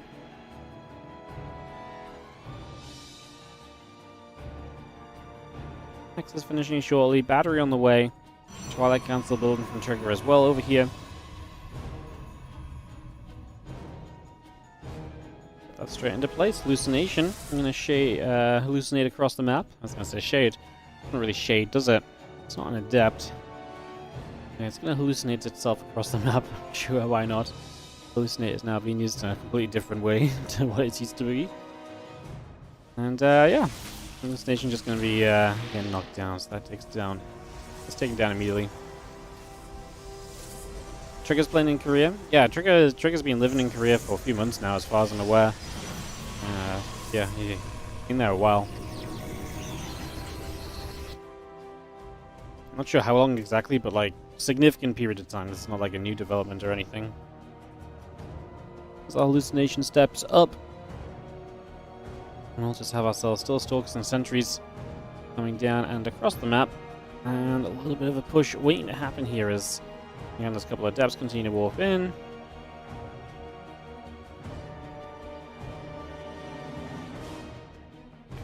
Link on the way from both players as well is obviously going to give us kind of a very similar matchup initially. This is where it gets interesting, because moments like this where you've made two adepts and you're going to try and get damage done with them can really be, you know, quite heavily dictated in terms of how the rest of this game goes. Because if these adepts get damage done, then great. If they don't, then hey, you're down a couple of stalkers already. Should be huge. Adepts get there, they get rid of one more probe. So far, so good. A couple of adepts going to go for a couple of workers here. But they get stuck on the stalkers, so the stalker defense is going to look reasonable. Battery in place as well to stop the shade from getting anywhere too useful.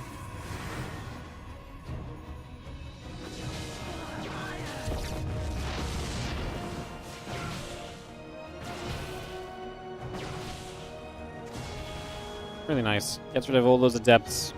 That's a very good defense trigger. Like I said, that puts him ahead on the stalker count ever so slightly. He does not have a forge though, so Trigger's going to be down the upgrade, and that's one of those advantages you can definitely take here as Classic and kind of run with a little bit, so it's definitely looking nice as the Stalkers and the Sentries regather on the natural. Robo Facility comes Chrono boosting out an Observer to begin with. Like I say, just not having the +1 though is surely a concern. More Stalkers going through too.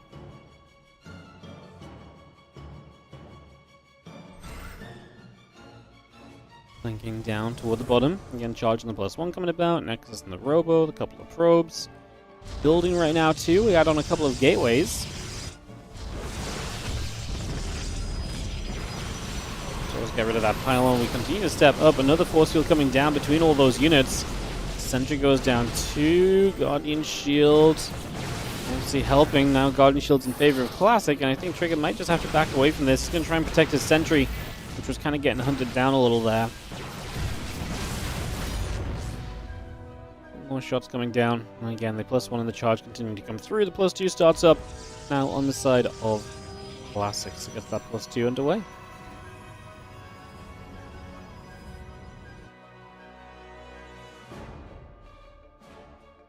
Stalkers up the top side.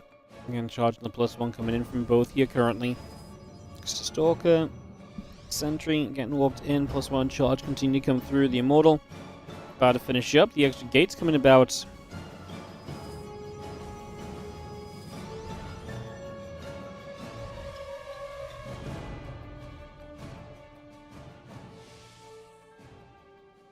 And then Prism coming up on both sides. Those extra gates all building.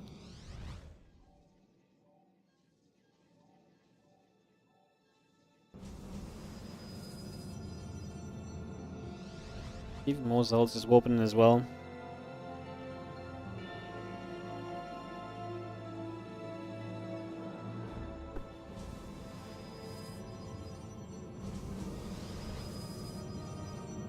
At this stage, I mean, both players building up. Trigger's going to catch up on the +1 only for Classic to overtake him again with the +2 attack upgrade, so it's definitely one of the factors here is step down. It's going to be interesting because we're actually going to avoid each other.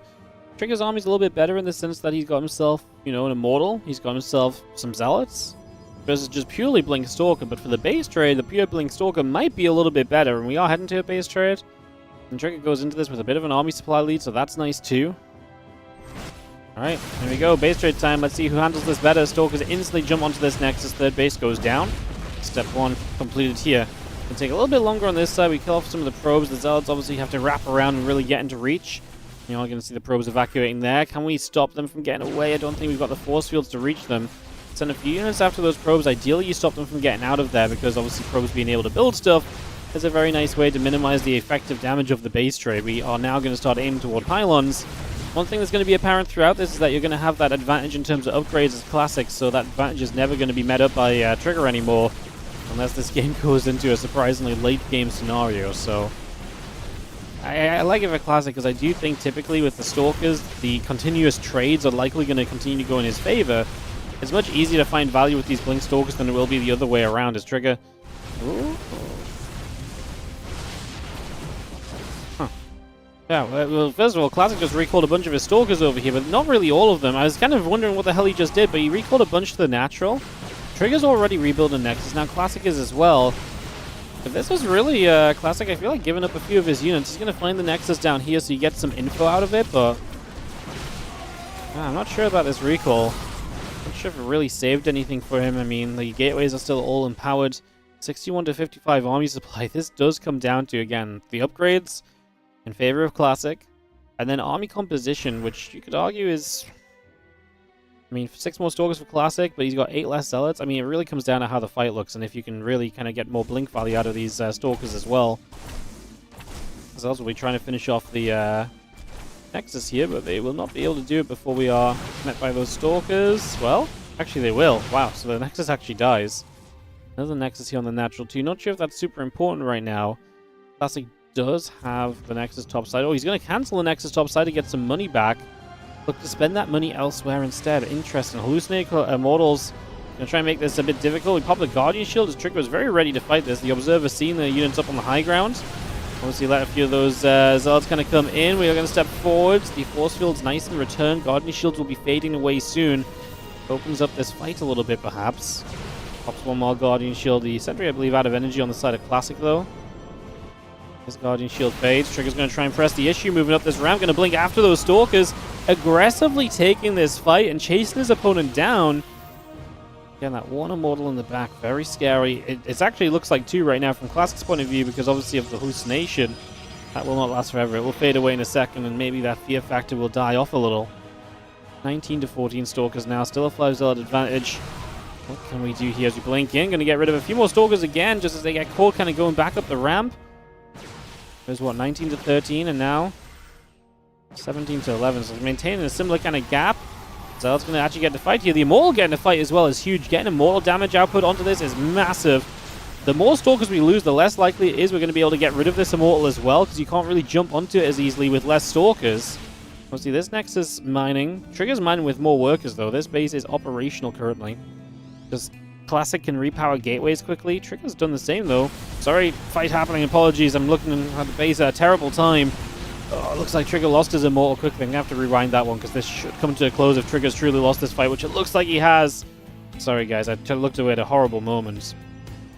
But we'll have a quick check back on it. But yeah, it doesn't look as though it is going to go in Trigger's favor. I was liking the fact that he had gateways powered. I was liking the fact he had more mining, but the upgrade probably coming into play. I want to see what actually happened in this fight. Maybe just jump straight on the Immortal and then able to power through. Not enough Zealots left to really punch the Stalkers for the blink in. See, Trigger's going to try and make this work, but it's a very unlikely situation. As, yeah, he's just getting hunted into the corner, and Classic's going to take this to a game 3. So we're going to go the full distance in this showdown. GG gets called. Let me just take a very quick rewind, guys. Like I say, apologies. I really just took a bad moment to check away.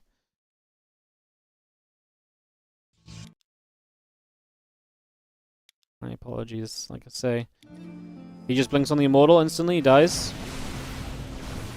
Just blinks on the Immortal. And there wasn't really any Zealots left here for Trigger either. Like, Classic had the same amount of Zealots, and that's not really okay. Because obviously if he has the same amount of Zealots, then the Zealots aren't giving Trigger the advantage, and he's down on Stalkers. So losing the Immortal was his big advantage at that point. And at that stage, it had been taken out, so... Happened very quickly. I guess I was just trying to check around at the same time. Ay, never lucky. Alright, Maganatha going to be our third and final map of this finals. Got this set up. Classics Micro is insane. Yeah. I mean, PvP Micro in general is really fun to watch. Like, Blink Stalkers and stuff are almost always some of the most entertaining units on the map. So, very, very fun to witness. As we'll get ready to go. Let's kick this off. Have ourselves in the bottom right-hand side, the blue Protoss player. This is Classic. Tying it up 1-1 in this best-of-3 series, battling against the red Protoss in the upper left-hand side, Trigger.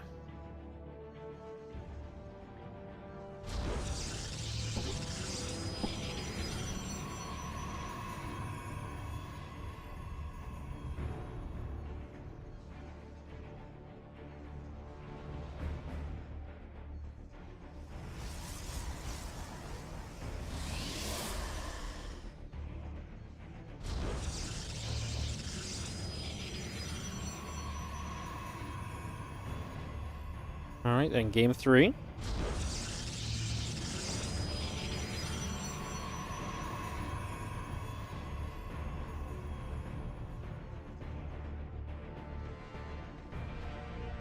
Probe coming over.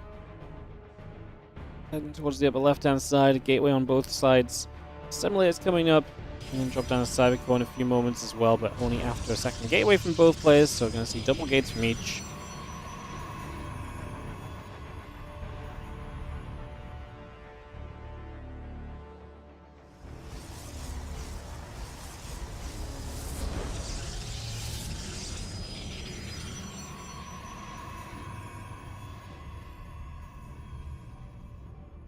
Those probes are jumping into the simulators. Getting gates and the cybercores coming up for the moment as well. It's bringing that through. Waiting to see what our attacks are going to be. As with 2 gateways each, we're not likely to see a lot of like overly aggressive plays into each other, because it's going to be very difficult to kill a guy who also built 2 gateways themselves.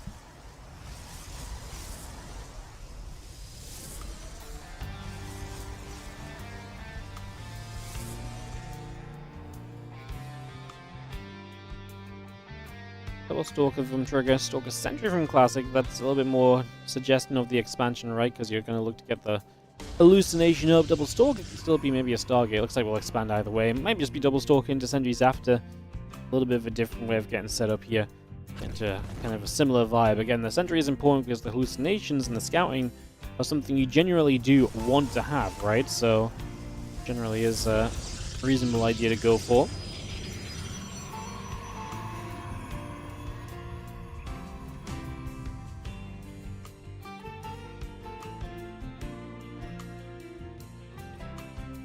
Well, Nexus gathers the probe, heading towards the upper left-hand side. Again, a couple sentries coming out on both sides. The Twilight Council will start up as well. Warp gate building. And the probe gets back in toward the main base. The hallucination is going to pop. Begin the journey. Out, down, to the bottom right. Away we go.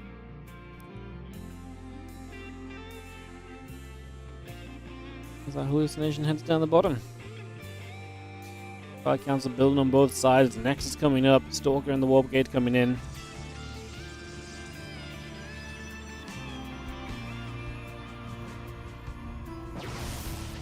The hallucinations and getting that information will be critical, and that's why both players are doing it. And it'll be very hard for one player to catch the other guy off guard. Like, the information should be nigh on perfect for both players here for the foreseeable future. Blink already starting from Trigger, a little bit faster from him, but again, he is not going into the Forge anywhere near as quickly as Classic is. So there is a difference between the two right now in terms of how quickly they're setting up, and how quickly they're setting up the upgrades. And that was, it would have had more meaning in the last game had it been a more regular game. I think in the end, obviously, the upgrades still helped Classic, but would have been even more meaningful if they'd had a lot more fights over longer periods. It was really only kind of some of the final fights where I guess the upgrades really maybe came through as much. Let's see, Force going down here, so we're going to commit to a little bit of this fight. Stalkers getting sentries on both sides as we get into a pretty hectic starting point. That's going to be pretty good for Trigger, though, because he kills 3 sentries and only loses a single Stalker. That's obviously hectic, like I say, with the force fields coming down and everyone getting kind of caught up all of a sudden. But yeah, that is going to be victory over on Trigger's side. And he gets, getting rid of all those sentries is huge, because that's, I mean, I've been already talking and hyping up the hallucinations. Now they're gone, so you don't have those on your side anymore. Look at this classic Dark Shrine up on the top side, though. And that might be the sneaky play that can get by Trigger right now. Trigger does not have a lot else going on for himself.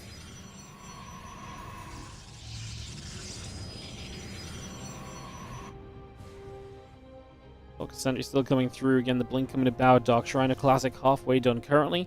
You see a few of those units jumping onto the watchtower and then shading away. Trigger's going to die if he has no detection against this Dark Shrine. Right now, he could build cannons against DTs, and that's about it. So he's about to come to a very rude awakening here that he just doesn't have the detection necessary.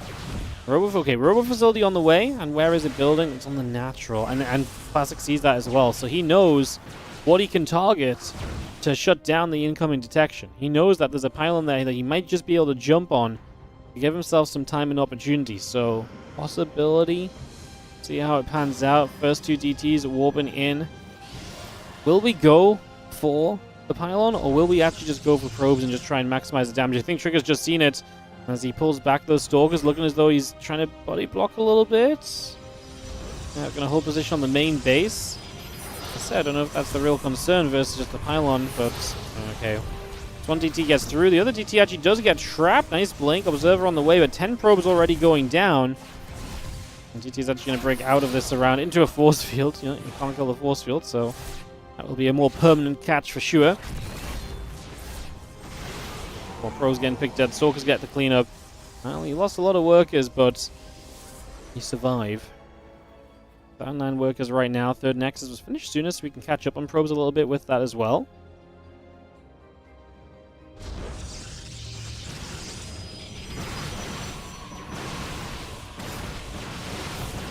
Probes going to fight as Classic trying to press the issue right here and now. And they're using this as a bit of a distraction, trying to get the DT around the back. Forceful comes in a little bit haphazardly because, hey, there's a lot going on in this moment.